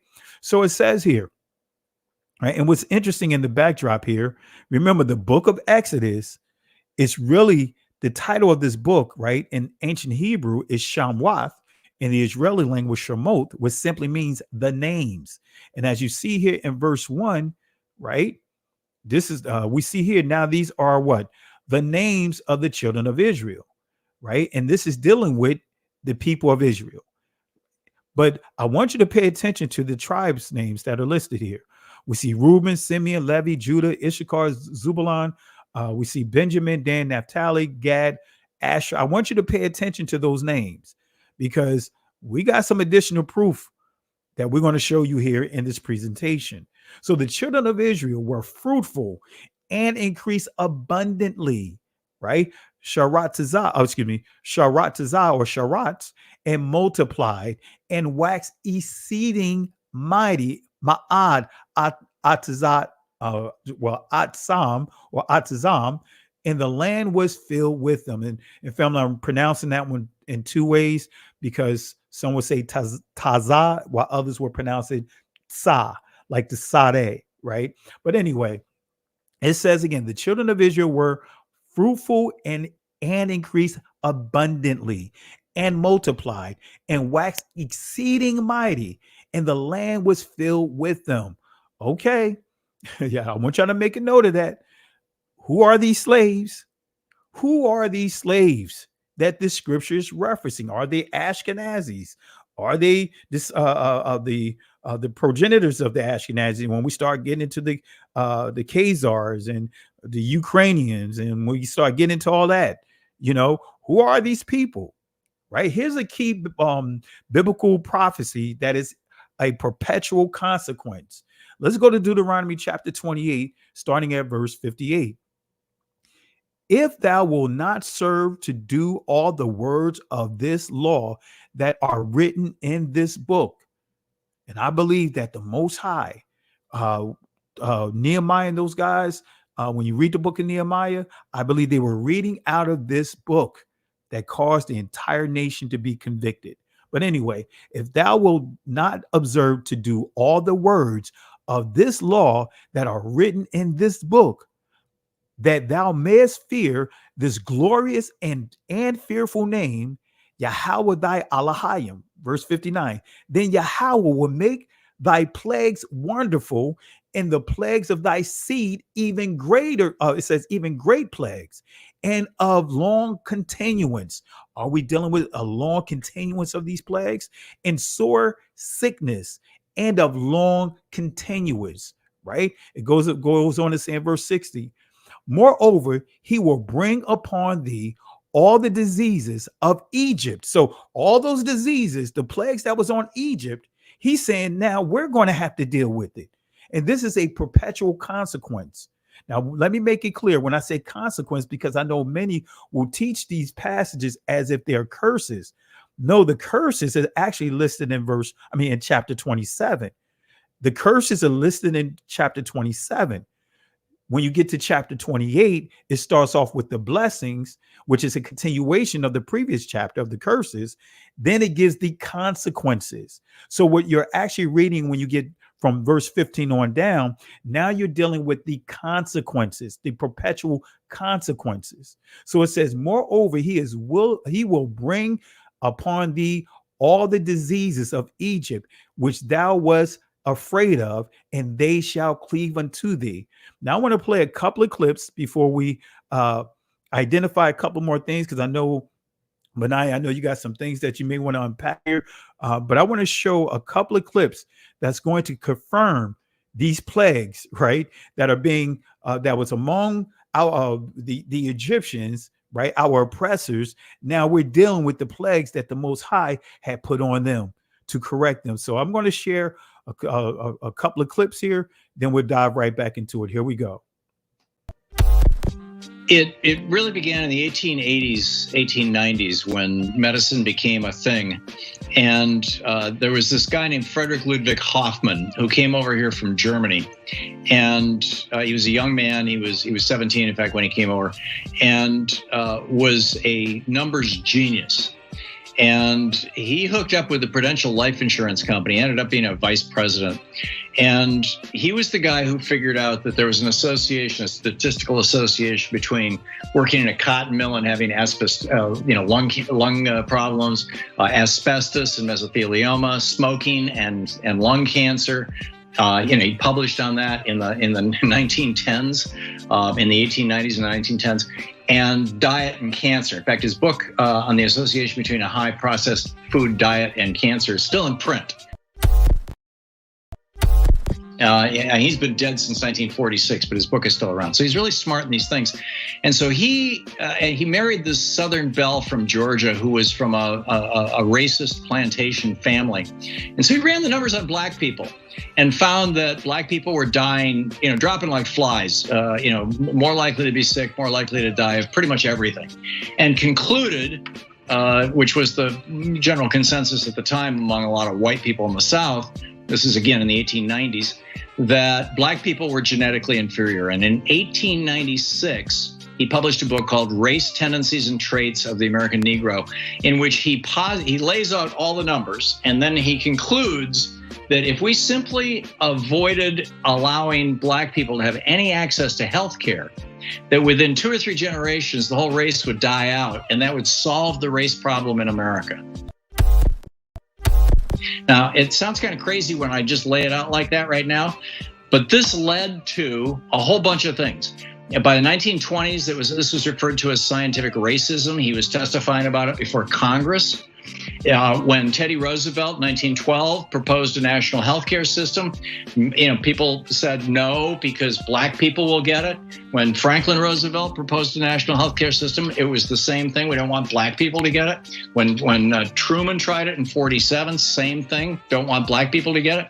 Right up until 1965, Senator Stennis, the Dixiecrats in the South, was quoting Hoffman, who was by then dead, but is still very famous in this field. as saying this, we have to figure out a way to keep black people from using Medicare. This is when they were passing Medicare. And the way that they came up with was to have a 20% hole, a gap in Medicare, so that you had to pay 20% of your doctor's bill and your hospital bill. And that would discourage poor black people from showing up at the hospitals. Now, family, I hope y'all grab hold of what he stated.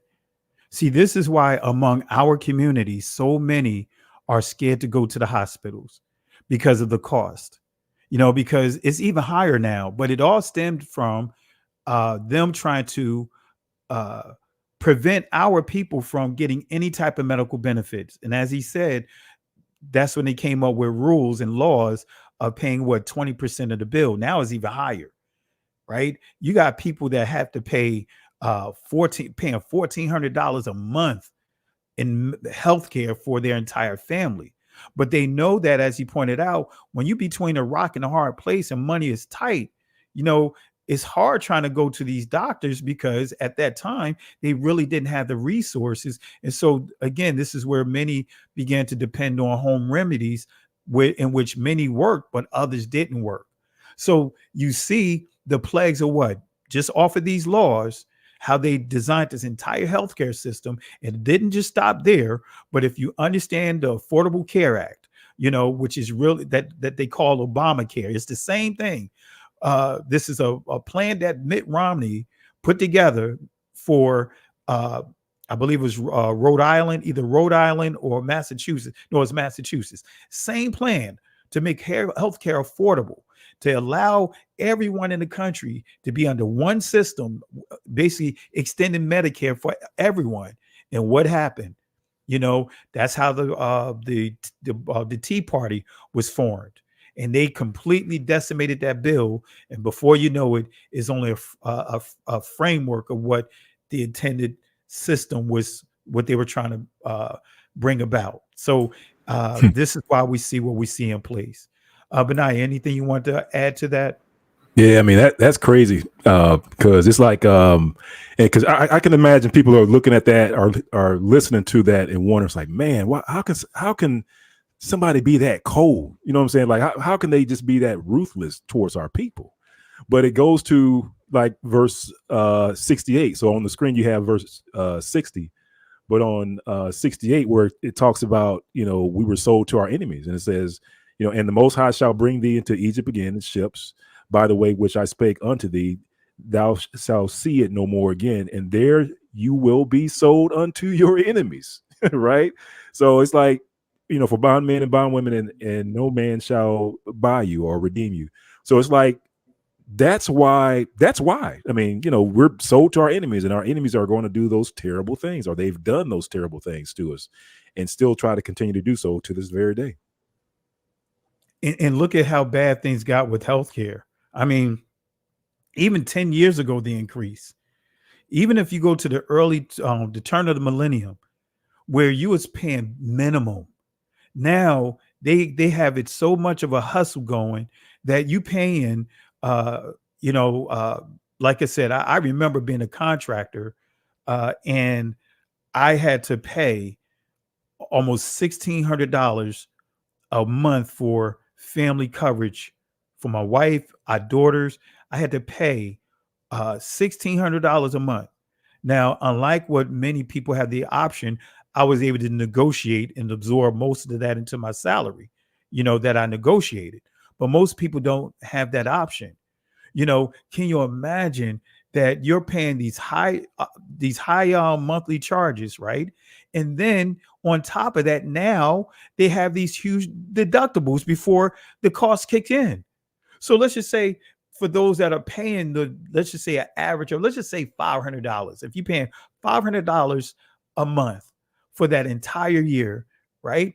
That is what, $6,000 of your pocket. And you still have to get what? A flex account on top of that.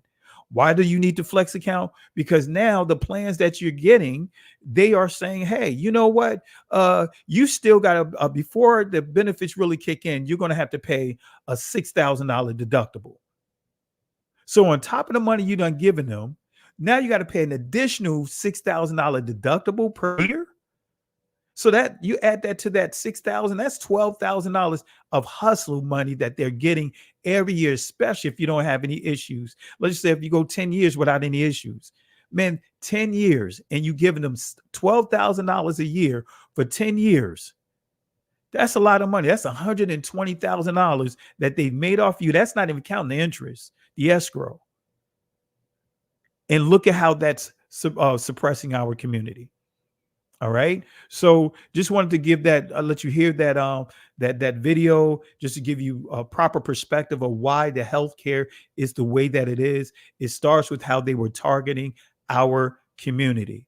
So again, verse 60, moreover, he will bring upon thee all the diseases of Egypt, which thou wast afraid of, and they shall cleave unto thee. So who are these slaves? I know I asked that question. Were they Khazarians? We could say emphatically no. Were they name stealers? Right. And I want to play this clip real quick, and then we're going to answer this question. Then we got a couple more things that we're going to highlight before we give some final thoughts here. So let me just let you hear the words of this Ashkenazi Jewish professor. Let me let you hear his words again, and then we'll go ahead and answer this question.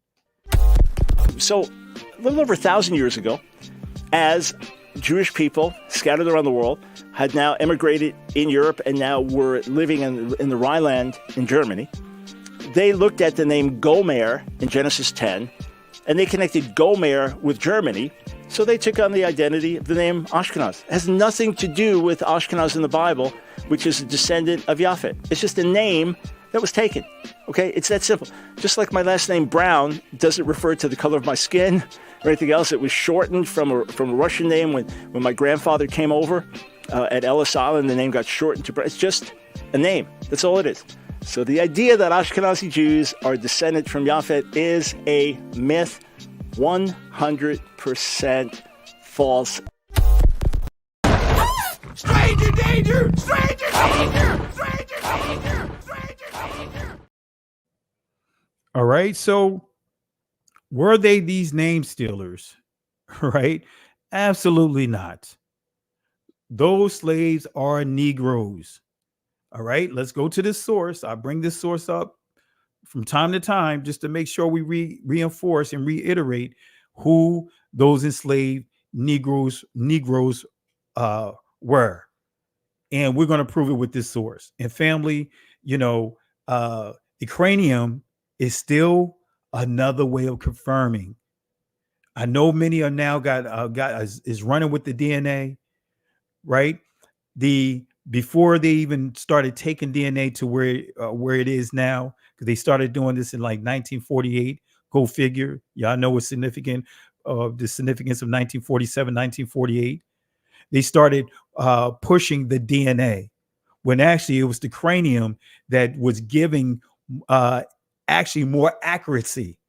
See, they had, the DNA stuff is ever evolving, right? And I know, Benay, I know you got some things that you're going to share on this portion. I know it. I can. My spider senses are tingling. That I can.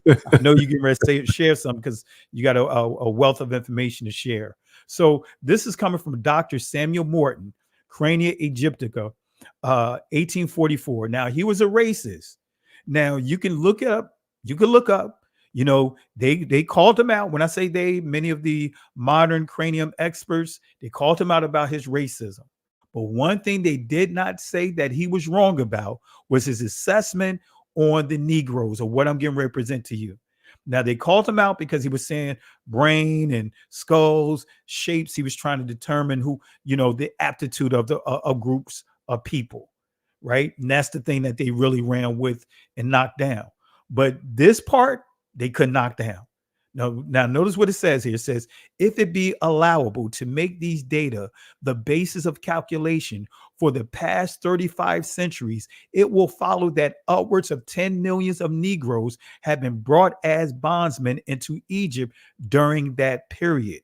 It goes on to say the vast influx of Negroes into the valley of the Nile must necessarily have left its impressions. Now what he's saying is that, hey, these Negroes being in Egypt must have left the impressions. And now when you understand during that time, they was trying to say that the original Egyptians were whites, right? Caucasians, right? And that they became Negroes by mingling with our ancestors, right? And that's what you see him trying to suggest. But he's saying that, hey, he's recognizing us here in these territories based upon the craniums in the catacombs. But anyway, it says here, the vast influx of Negroes into the Valley of the Nile must necessarily have left its impression on the physical traits of the Egyptians themselves in the modern times, as seen in the Copts and in a more distant period. Because when he say in modern times, he's thinking about the Arabs. He's thinking that the reason why you see the Arabs the way you see them had to be the influence of our ancestors. That's what he's saying here. But nevertheless, he says, as proved by the Negroid heads, in which both the configuration and expression are too obvious to be mistaken. But it may be inquired, how does it happen that Negroes or their descendants should be found in the catacombs? Now he's asking the question, wait a minute. How does it happen that the Negroes, and when he say Negroes, he's talking about our ancestors who are enslaved at that time in the transatlantic world war. How does it happen that Negroes or their descendants should be found in the catacombs if they constitute a manial or slave caste in Egypt? In other words, a slave system in Egypt. He's saying, wait a minute, how do I see these same Negro skulls in the catacombs of Egypt, ancient Egypt, that are enslaved right now in his time? Well, on page 66, notice what he says there. Negroes, right? And I matter of fact, I could zoom it in a little bit just to make sure you guys I have integrity here. Negroes were numerous in Egypt, but their social position in ancient times was the same, right? That it now is that of servants and slaves. All right. Servants and slaves. Now, this is the point that I was making here when he says the Copts, in part at least, are a mixture of Caucasians and the Negro in extremely variable proportions. So that's what I was saying when he's saying the assumption of what he see today, especially of today, when you see the Arabs of today, that's what he was assuming, that they're a mixture of white and black people, so to speak. I don't even like to use the institution of race, but again, Negroes were numerous, and this is key, family. This is confirming Exodus chapter 1 when it says that the Israelites were numerous all over Egypt, right? Even though they primarily dwelt in Goshen. So Negroes were numerous in Egypt, but their social position in ancient times was the same that it now is, that of servants and slaves. That's a mic drop right there. Anything you want to add to that, Benaiah?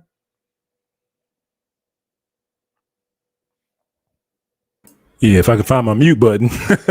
So, but yeah, no, it's like there's multiple pieces of evidence there.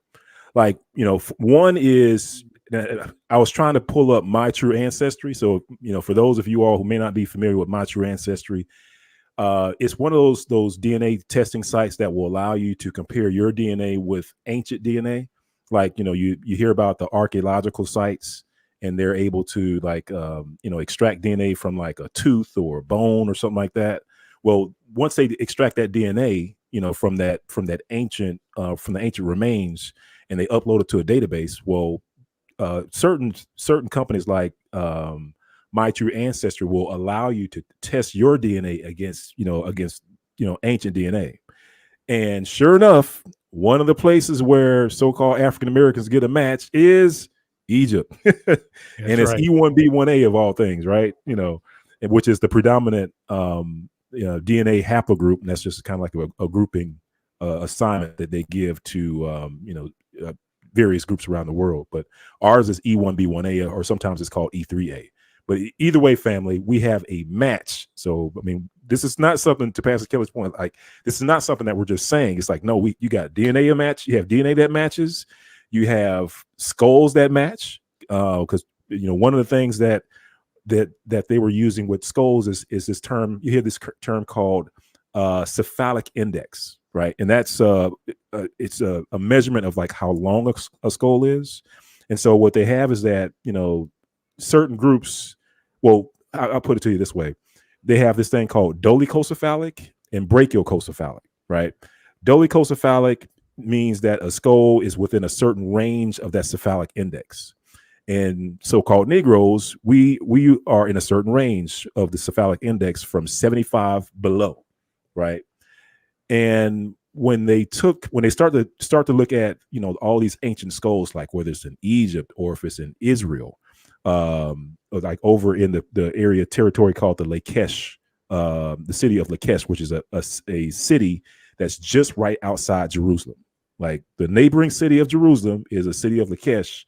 And in the city of Lachish, that city was actually ransacked, or it was actually conquered by Sennacherib, the king of Assyria. This is actually in the scriptures.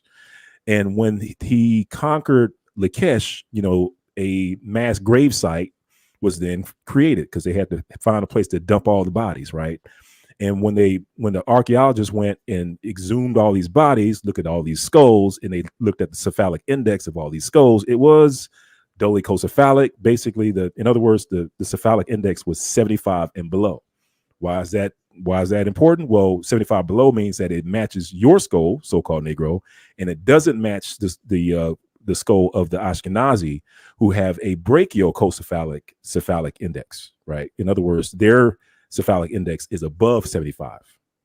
So, like I said, there's multiple things that match up. Where there's DNA, you can check it through My True Ancestry, or you can check it through the skulls. And then one of that last thing, Pastor Kelly, is also in the background on some of your references. You'll see there's actually pictures of the ancient Egyptians, like on the walls, on the catacombs.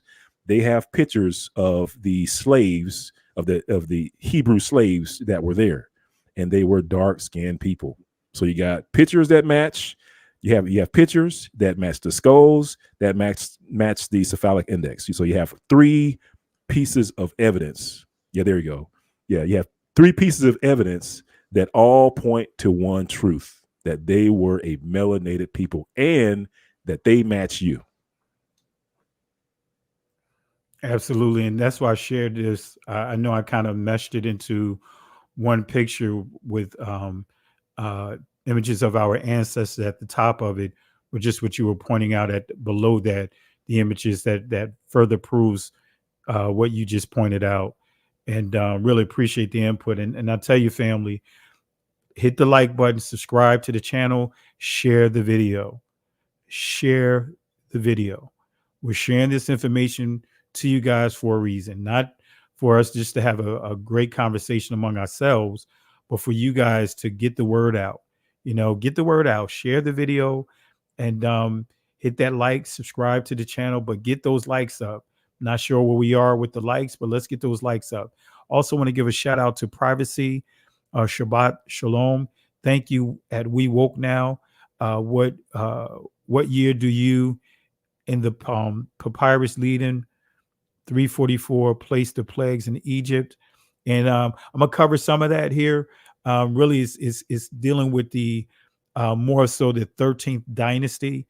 Now, many try to match the things of the scriptures with the 18th dynasty, and this is where a lot of the issues come into play, because as Benaiah pointed out, if it doesn't line up with the timeline that they wanted it to line up with, then they disregard anything that's outside of that. So when you study the 13th dynasty, you'll see that things line up more with the 13th dynasty. All right. I have a video I'm going to upload that's going to deal with this even more and have, some additional sources that I'll share. So yeah. Go ahead, Benai. You were going to say something. I was just going to add, if they have an iTunes or Apple account, you can look up. There's a video called, or a movie called Patterns of Evidence, and it talks about that very thing. I mean, basically, it's kind of like set up like one of those National Geographic documentaries where they actually look into the whole timeline, and what he proves is that all the evidence is later than what contemporary so-called historians are trying to tie this thing to, tie the events of the Exodus to. And part of the reason why is that, like, in the scriptures, there's a reference to Ramses, right? And they're running with that, but there's actually other scriptures that also point to a later date. It points to the date that Pastor Kelly and a lot of other historians are pointing to say, hey, if you look at this later date, you'll also find all this evidence. You'll find the Semitic people. You'll find all the evidence of, like, Jericho being sacked in the manner of which the scriptures say that it was sacked, that it was earthquake, where the walls fell down, and then they have this ash layer that shows that it was actually burned after the walls fell down. Like, all that stuff's there if you look at the right time. Absolutely. Appreciate it, cousin. One of the things that Benaiah quotes, and I quoted as well, is you got to go to those sources. So if we really want to get more accuracy, we got to go to the old kingdoms, right? The 13th dynasty, right? Gives you more information. But like I pointed out, they want to try to pinpoint it and put everything to the 18th dynasty, which is not true. All right. But let's go ahead and continue here. Let's see where we are. All right. So understanding the 13th dynasty is key in identifying Moses and the Exodus, right? And using the last pharaoh of the 13th dynasty, which is called Duty Moses, right? He is key. And Josephus, used names that's connected to him on page 59. Not going to go too deep with this, but you'll see he's recognized as you see here, Thermuthis, which actually is connected basically as Duty Moses, right? But hereupon it was that Thermuthis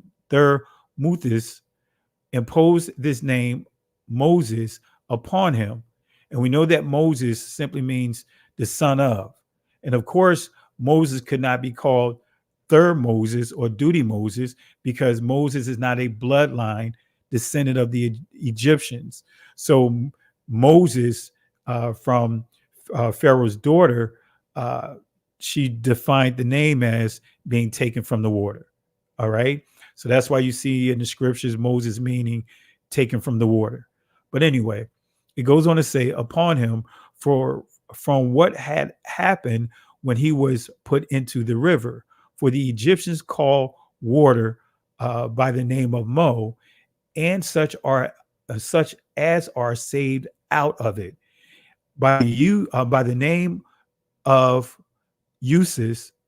So by putting these words together, they impose this name upon him, and he was, by the confession of all, according to God's prediction, as well for his greatness of mind, as for the contempt of difficulties, the best of all Hebrews, for Abraham was his ancestor of the 7th generation. All right. So this great increase of Israel is the fulfillment of Yah's great promise to Abraham. All right. So again, the Hebrew word ma'ad, because I highlighted that, it means exceed, it means abundance, it means also louder. Why am I pointing that out? We'll get to that in a second. The Hebrew word atazah or atazam or atzam means powerful. It means numerous. It means strong, right? So Israel were not only growing strong in numbers and also their voice, but their potential became a threat, like the awakening that we're dealing with today. There was other awakenings, but this awakening, man, we're growing strong in numbers. We're growing strong with our voices and also the potential, right? That's what they're fearing.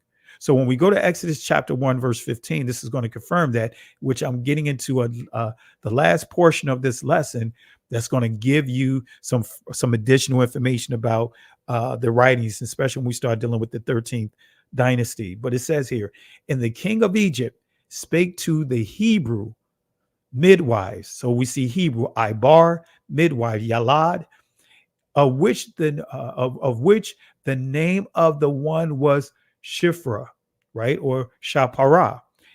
And the name of the other, Pua. Now, why is this important, family? I'm going to share with you.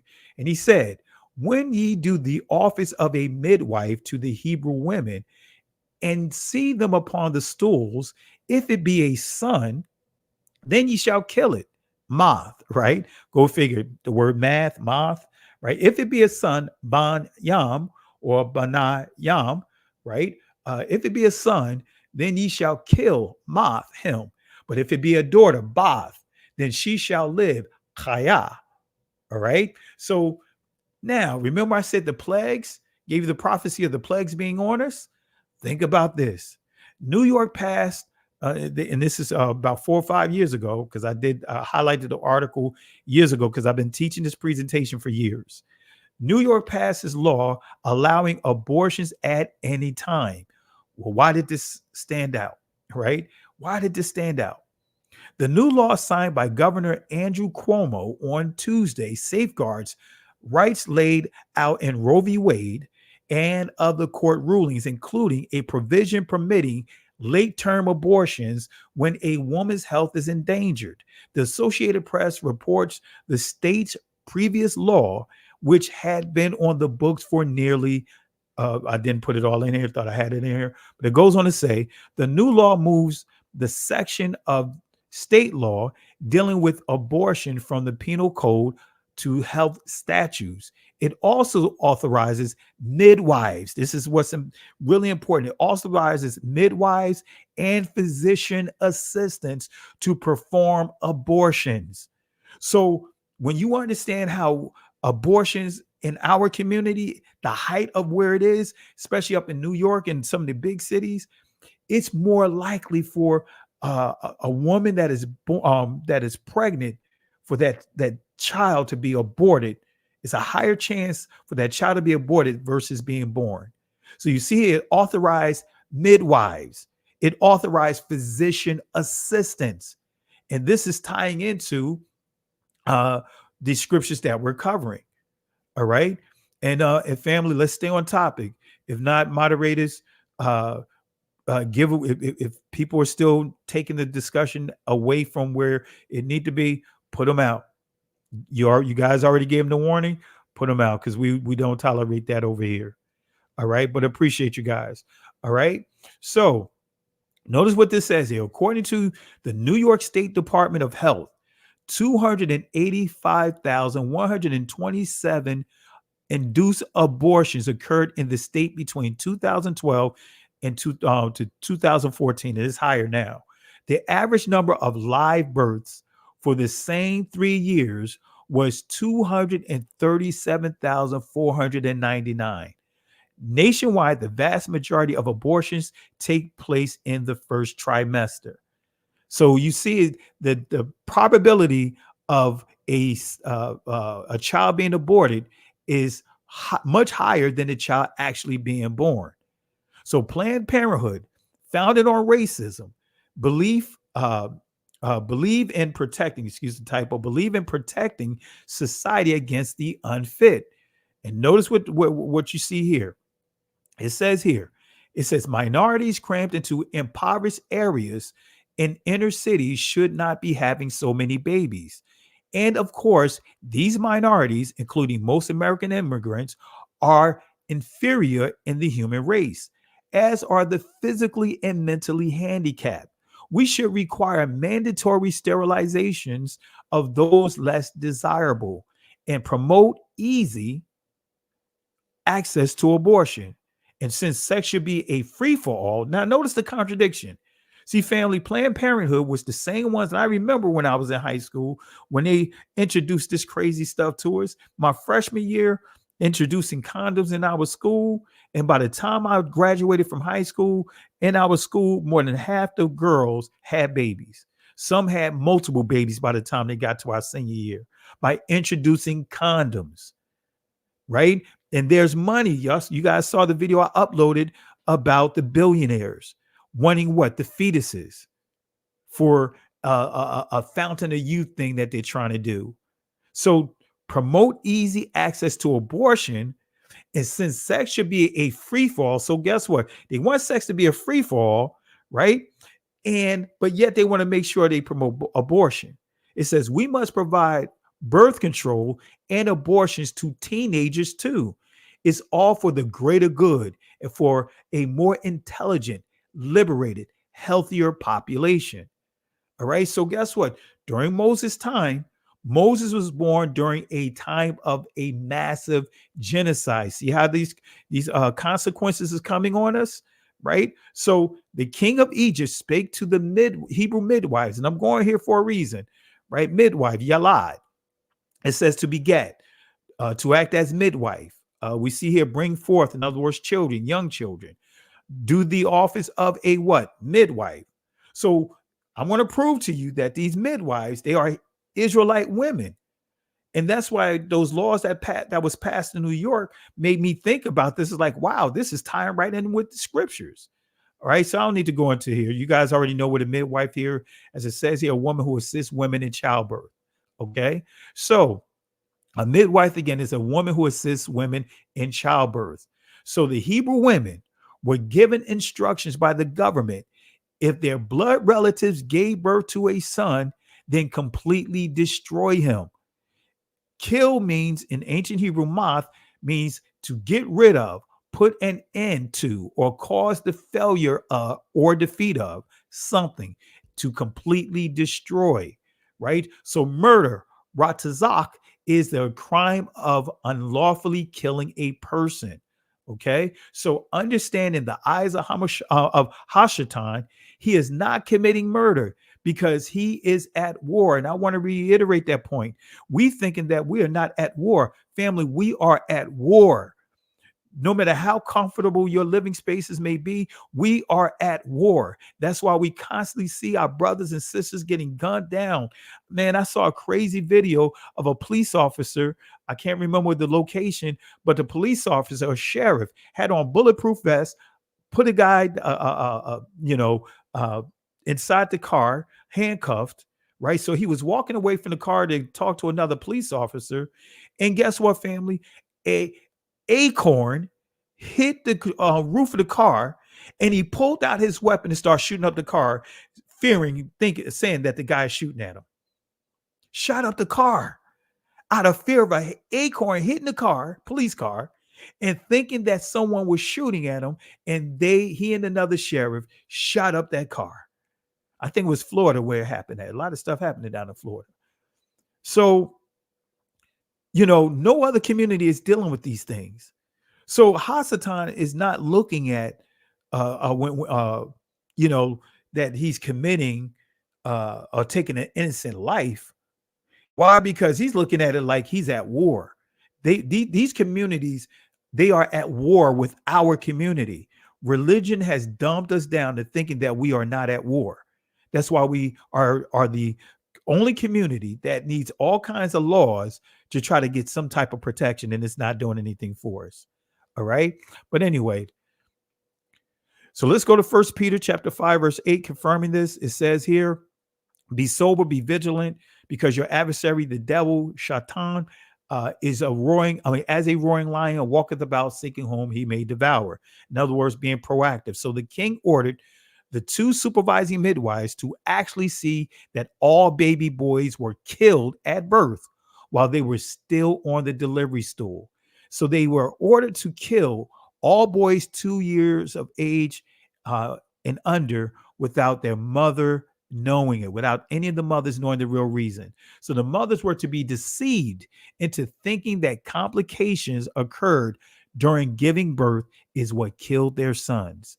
So this system of enmity wants us to think that there's issues, complications with our seed of hope, to justify us from walking away from the benefits, forfeiting the benefits of the things that the Most High want to give and do for his people. But anyway, so the Hebrew definition of the names of Shifra and Pua, Shifra, her names means bright. It means to be fair. It means glisten. But I want to take it a step further here, family, because we proved that the plagues were real, but now I have to do something else. I'm going to prove to you that these ancient names, Israelite names, we can find it in Egyptian doctrine. Let me prove this to you. We can find this in Egyptian doctrine. Now, guess what? This is coming from a papyrus of the late Middle Kingdom in the Brooklyn Museum. And this is still dealing with the 13th dynasty, right? And in this book, I believe it's like 80% of the names that are listed are Hebrew names, right? 80% are Hebrew Israelite names. But let's go ahead and highlight a couple of them here, right? You see here, right? You see Sipra, right? But it says here, feminine is an obvious hypocortical, excuse me if I butchered the name, from a name beginning with the element, and it just gives you the consonants here, from the familiar Hebrew and Aramaic stem, Sipra, or Shapar, however you want to pronounce it, but it's still giving you the consonants, which means to be fair. It means beautiful. But it goes on to say, our name is related to perhaps even ultimately the same as Aramaic Sapphira, or Sapphira, and certainly the same with slight morphological adaptation as Sifra or Shifra, name of one of the two Hebrew midwives of Exodus. So wait a minute, we just highlighted an Israelite name here, right?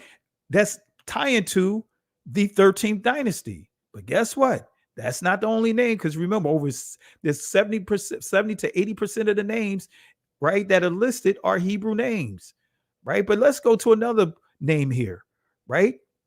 You see here, right? Yasakir or Yasakar, right? We see Sakar, which is what? Issachar, right? It says all these names are feminine and cannot be separated from the biblical names Yasakir or Issachar or Sakar, right? So we see the name Issachar actually being listed here, right? It says etymologically to Hebrew, Sakar, in early West Semitic, Sakir or Sakar, not getting into all that, but it still lists the consonants. In all the dialects, an example, we see Yisakril, anyway, and we see Yas Karil, a Sabine. So just giving you more information on this name. But it's showing us that we see Issachar, right? The ancient name Issachar on inside these writings. We know who Issachar is. Genesis chapter 30, verse 18. I'm just giving you a reference here, and it shows us Issachar, right? And we're dealing with, it says, and Leah said, Elohim has given me my hire, because I have given my maiden to my husband, and she shall call his name Issachar, right? Or Yashash, or Shakar, right? So that's the ancient pronunciation of the name. But not only do we see Issachar, not only do we see Shifra, but we see another Hebrew name that I'm going to highlight, a name of a tribe. We see Asher or Asher, as you see here. The masculine Asher, name of one of what? The 12 tribes of Israel and their ancestors, right? And it tells us, hey, the name means good fortune, happy, blessed, right? So we see here Yatsar, right? We already see Asher. If we go to Genesis 30:13, it gives us the name here, Ashar. This is the ancient letters here. For the daughters will call me blessed, and she called his name Asher or Ashar. All right. So those are some of the names that we highlighted here. I could go more into it. This is giving you more information of Pua and Shifra, but I'm not going to go into all of that. I think this is should be. Let me see where this is with the presentation, and because I will go ahead and turn it over to you if there's anything that you want to add to what I just highlighted. Man, I'm trying to find. So you're reading the names in the Hebrew names from the Egyptian perspective. There's another part of that family, and that is those same names in the transatlantic slave trade database. That's And right. That's right. I apologize because as you're going, Pastor Kelly, I'm over here scrambling to try to find it in my archives, man. I'm like, man, where did I put that database? Yeah, I got it too. I had to look for it in mine as well. But yeah, you hitting it right on the nail. You're hitting it right on the nail. Because the website that you used to be able to go to do a query, because you could actually go to the website and just type in the name phonetically, because it's not necessarily spelled the same way. You know, sometimes it's they just kind of spell it the way it sounds, but you could do a search for it. But they changed up the website so that, at least from the part that I'm looking at, that you can't do a search on it right now. So I apologize, fam. I was going to come off the top rope on that one and show you those same names in the transatlantic slave trade database. Yeah, I tell you, I had even downloaded the remember they used to have it where so you could download the spreadsheets?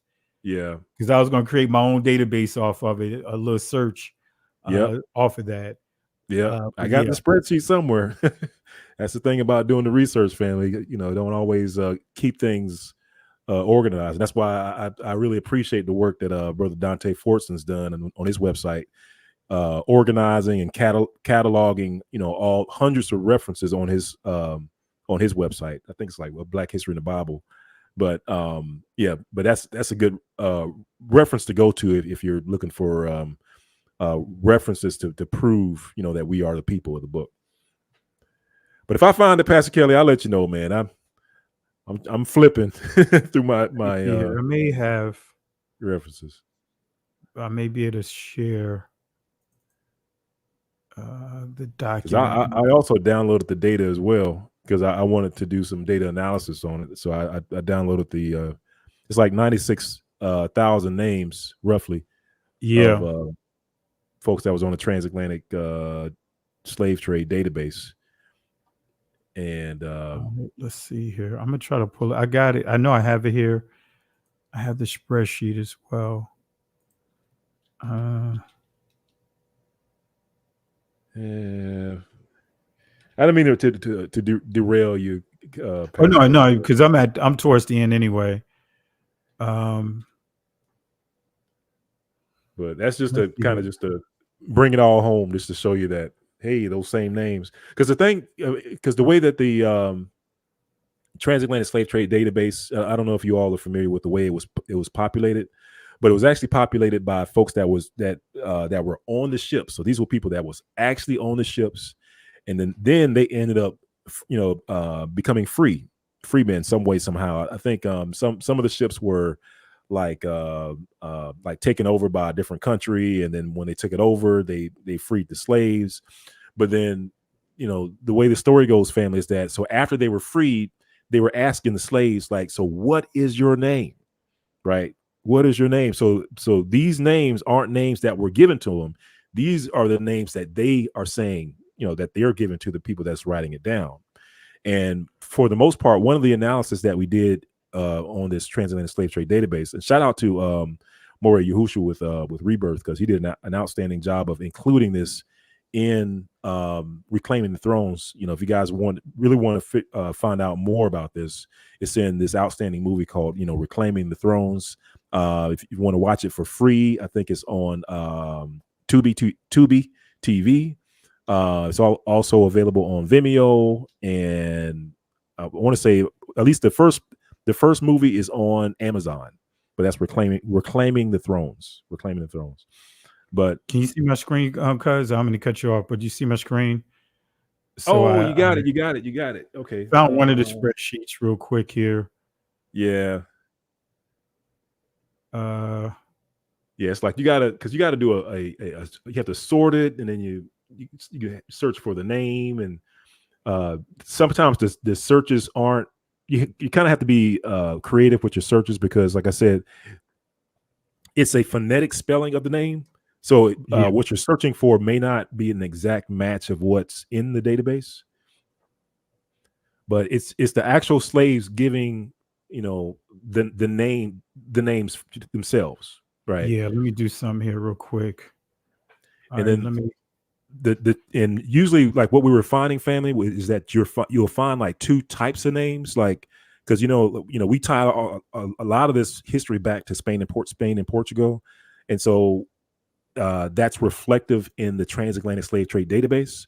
So when this, the first batch of slaves that came from Spain and Portugal, this was before the forced conversion over to Christianity. So a lot of those slaves still had their Hebrew names. So you'll find a lot of the names in the what we would call the Old Testament in the transatlantic slave trade database. But what you'll also find, like the second group of slaves that you'll find in the transatlantic slave trade database is, so in Spain and Portugal, after the forced conversions and the slaves were actually given, these Angloized Christian names, and these are names that you can find in the New Testament. You'll also be able to find New Testament names in the transatlantic slave trade database, like Peter and Paul and Mark and Luke and John. You can literally search for. What I would sometimes challenge people to do is to take your Bible, sit down with the transatlantic slave trade database, and any name that pops up in the Bible, go and look it up in this transatlantic slave trade database, and more than likely you'll find it there. All right, and while you're talking, I'm looking here. I'm just gonna have to go back and go through my folders to find. I know I got it. It's here. I just don't know where I put it. I just don't remember where I put it because it's been years since I had that information. Yeah, likewise. I know I did some teachings off of it. Yeah. Pulling some names out here. But yeah, you will see, family, if you go here, like for example, you can't look at regular names like Jacob. If you try to look up, let's just say Jacob, you're not going to find it. But if you go here, let's see here, see what we could find. I think Yacoba is in there. So yeah, that's the so Hebrew I just name. kind of use that as an example. Yeah. That what's it? Did I spell it right? All right, let's go to.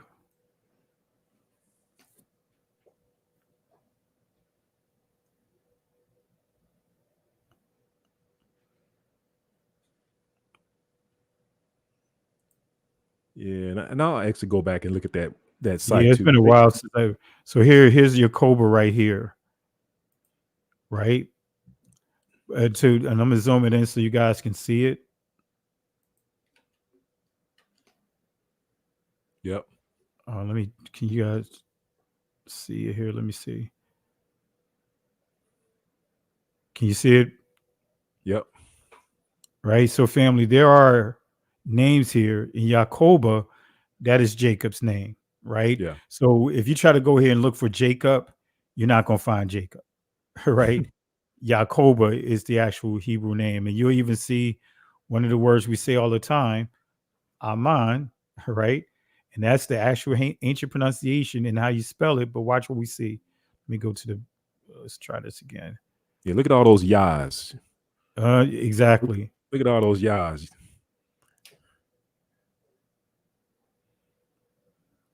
Right. And where do we see? I know I saw one here. Look at this. Amana. You see Aman Ya. Let's see here. Yeah, all this testifies to who was in slavery. Like I said, this is just one piece of the puzzle, family.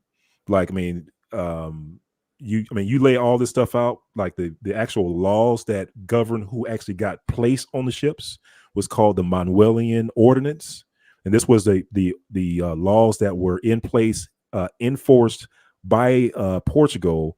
It was implemented in 1518 was when they started to enforce it, but it was actually on the books for many years before that.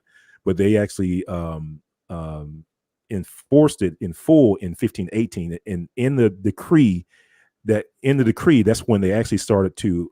They also authorized slaves being taken from the west coast of Africa, and within this law family, that law was a law against the Jews, but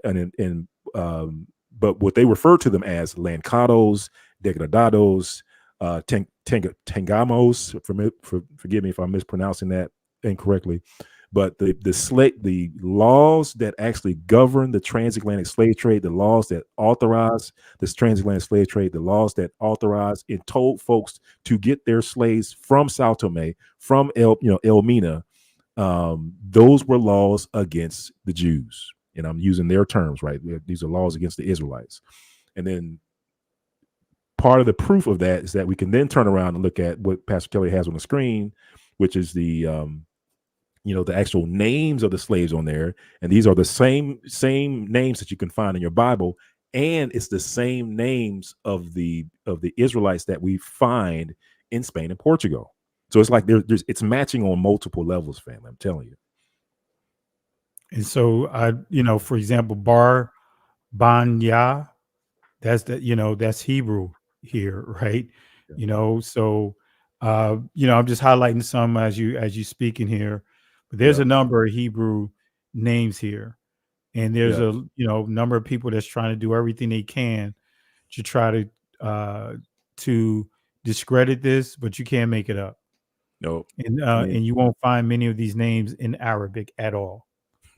That's the other thing I want to make sure you guys understand. These are Hebrew names. These are not you will not find, again, Arabic, many of these names in Arabic. Yeah. So yeah, family, Ada, that's witness, is another Hebrew name. You even see Yahweh, which is the same consonants with Yahweh, Yahuwah, and Yahweh. Let me pull that up here. I think, let me see. Yeah, because when we're doing this research, family, one of the things we wanted to prove, we wanted to be able to trace the Israelites as they were going to the west coast of Africa, and we could trace that through the references that talked about, the expulsions and all of the other stuff. And those references were very explicit as to where they went to and the year and the time that they went to there. So we were able to prove that out using references. But then we were also able to prove like who got on the ships. Like, it's one thing to say, okay, well, all these references are saying like a whole bunch of folks, a whole bunch of black, dark, melanated Israelites, from the tribe of Judah, from the house of Judah. They were sent to the west coast of Africa to the exact same places where the transatlantic slave trade would kick off less than 10 years after they were sent there. Then the next thing that we wanted to do was we wanted to be able to prove, well, then who got on the ships. And so one of the things that we looked at was what Pastor Kelly has on the screen, which was a transatlantic slave trade database. And we did a couple of things. One is we compared those names to the names that were in Spain and Portugal, the Israelites that were in Spain and Portugal that were showing up in all these old references. And then when we looked in compared that to the transatlantic slave trade database, those same names were there. And then after and then we also took the Bible, and then we looked in the Bible, we looked at the Old Testament, pulled names out of the Old Testament, looked in the transatlantic slave trade database, they were there, pulled names out of the New Testament, those names were there as well. And then the other part of the puzzle was that we said, okay, well, all right, so we traced the Israelites, from Spain, from Portugal to the west coast of Africa to actually being on the ships. So now they're on the ships. How can we prove that they got off the ships? Right. And so the other thing that we looked at was there's some records by the Spanish Inquisition. So the Spanish Inquisition was set up all over the place. Like wherever you were, family, Spanish Inquisition had an office there. People don't realize that the Spanish had Inquisition offices in Africa during the transatlantic slave trade. Same places where the slaves were taken from, Spanish Inquisition was there, right? Like that's one of the shocking truths. But what we were able to do because of it is because they were there everywhere you went, everywhere our people went.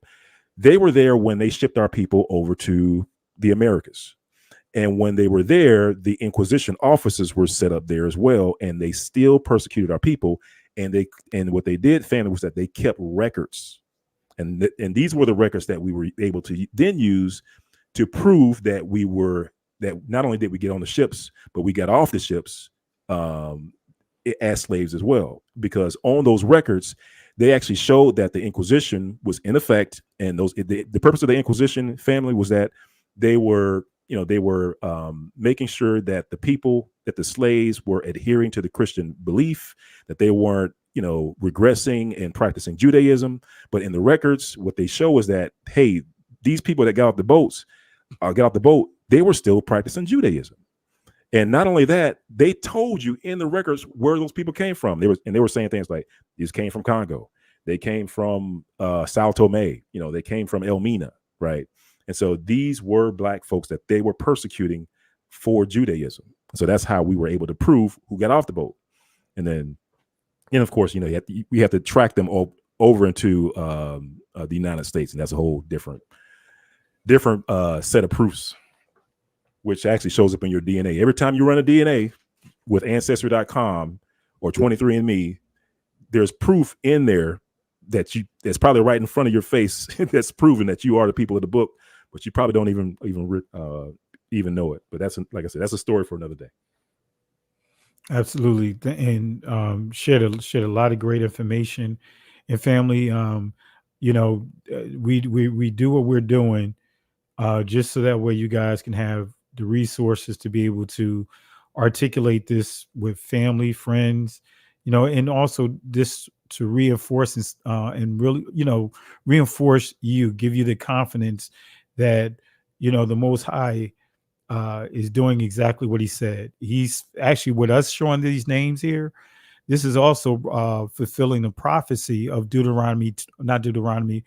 Isaiah 44:5, right? And actually, we could take it a little further than this, but I'll just read it real quick from Isaiah 44, starting with verse 5, right? It says, one shall say, I am Yahweh's, and another shall call himself by the name of Jacob, right? So our ancestors taking on the names of us right now taking on the names of our ancestors, taking on these Israelite names, right?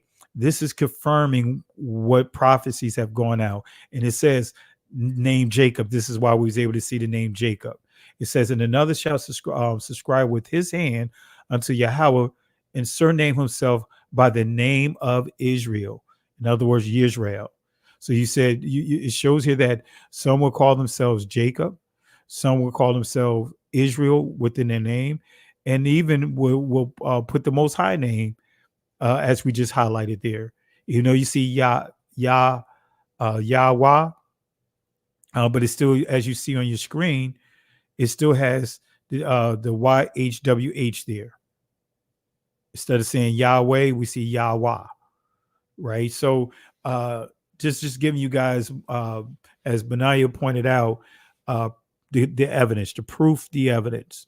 So we proved tonight, even with this here, even though we didn't go deep into it because, it's a lot to unpack here, but we giving you insurmountable evidence that we are the people of the book, that it was not Khazarians and none of that stuff. It's us, it's our people. And those same plagues that the Most High had on those Egyptians, now those plagues are on who?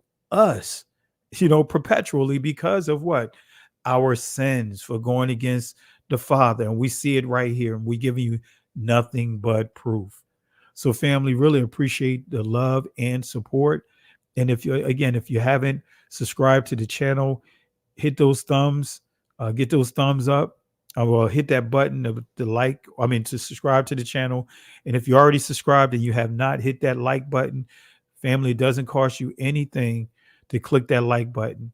And quite honestly, whether you like what you hear or not, still hit that like button, whether it's you like the information or you don't like the information. But guess what? It doesn't cost you anything to give a response. And that's still, I think that's at least the least thing that you guys can do, because it doesn't cost you anything in showing some type of support for what we're doing, because this is not something that is easy. It takes a lot of time and effort to get in, to go into the sources and obtain these sources. So again, hit the like, subscribe to the channel. Anything else you want to share, Benaiah, to the people before we wrap up? Yeah, well, just know that since because we are the people of the book, evidence is just falling off you all over the place. It's just that sometimes we recognize it, sometimes we see it, sometimes we don't. But because we are the people of the book, there's evidence all around us. Hallelujah. Hallelujah. And family, we have over 500 people inside the building. So we should be able to get those numbers beyond 313 thumbs up. So let's get those numbers up. I know more is going to hit those thumbs up as they come in, as they review the video. But this definitely helps the algorithms. But I really appreciate you guys for tuning in tonight. And Benet, you know how we do, right? I gotta ask you the question about the garbage can. Any garbage can? Oops, hit the wrong button. Any garbage can awards that you give out tonight? Oh, always, man. Always the people in the nation that come against our people, man. That's making up these laws to try to persecute us. And what I tell people is like, while we're trying to mind our own business, there's a people out there that's just moving against us. They just can't help it. Seems like they just can't help to see us just live in peace, and be blessed. They got to do something, So I throw those people in the garbage can. Hallelujah. So let's throw the name stealers inside the garbage can, fam. We're going to throw all of them. And the name stealers are not just in the ish community, so to speak, but they're in the church. You know what I mean? Because the church stole our name too, stole our reputation. So they're in different systems. So let's not just point fingers at one, but they all are in cahoots in stealing our identity. But nevertheless, we're going to throw them all inside the garbage can.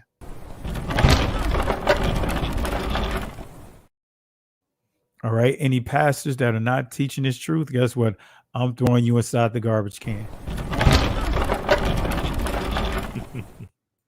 All right. And not only am I going to throw you in the garbage can, but I got to give you a 3-piece here.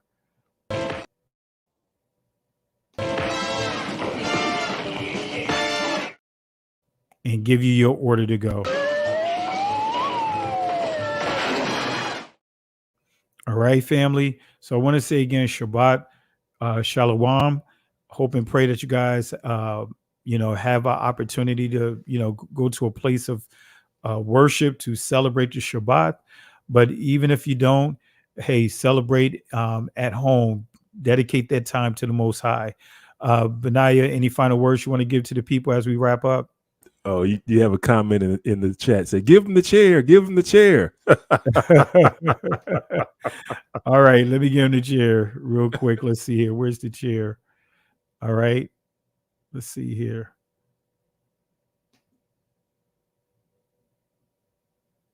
It looks like it's not working. Yeah, it played. Oh, it's not playing on mine. That's what it is. I'll try one more time. Yeah.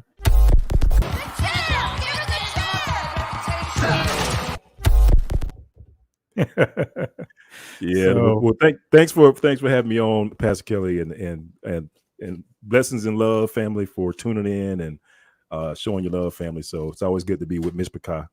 So hopefully everybody has a great Shabbat. And thank you. Appreciate it. Appreciate it, Jay High Style, for holding it down. See you in the chat. And family, have a blessed Shabbat. And in the words of Yahweh that he gave to Moses in Exodus chapter 14, verse 13 and 14, he said to them, "Fear ye not, stand still and see the salvation of Yahweh." These Egyptians that you see here today, our enemies that we see here today, they will not have power over us ever again. Here's the kicker, family. It says the Most High will fight for us, but we have to hold our peace. That word for peace inside the text, the Hebrew text, is charash, which means be quiet. Can't go back, can't stay here. Keep moving forward. Shalom. The lion won't sleep tonight. 'Cause we woke now, and we woke now. I said the lion won't sleep tonight. 'Cause we woke now, and we woke now.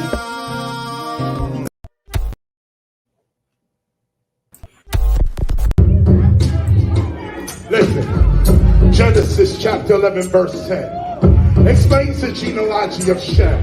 Shem was a black man in Africa. If you repeat this back, Genesis 14, verse 13, Abraham steps on the scene.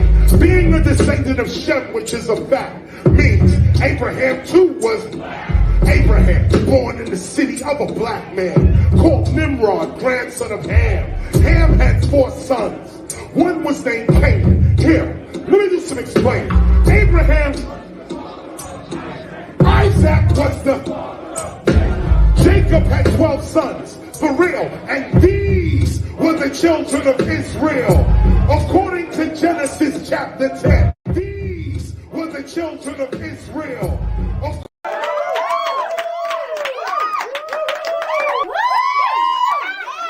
Somebody better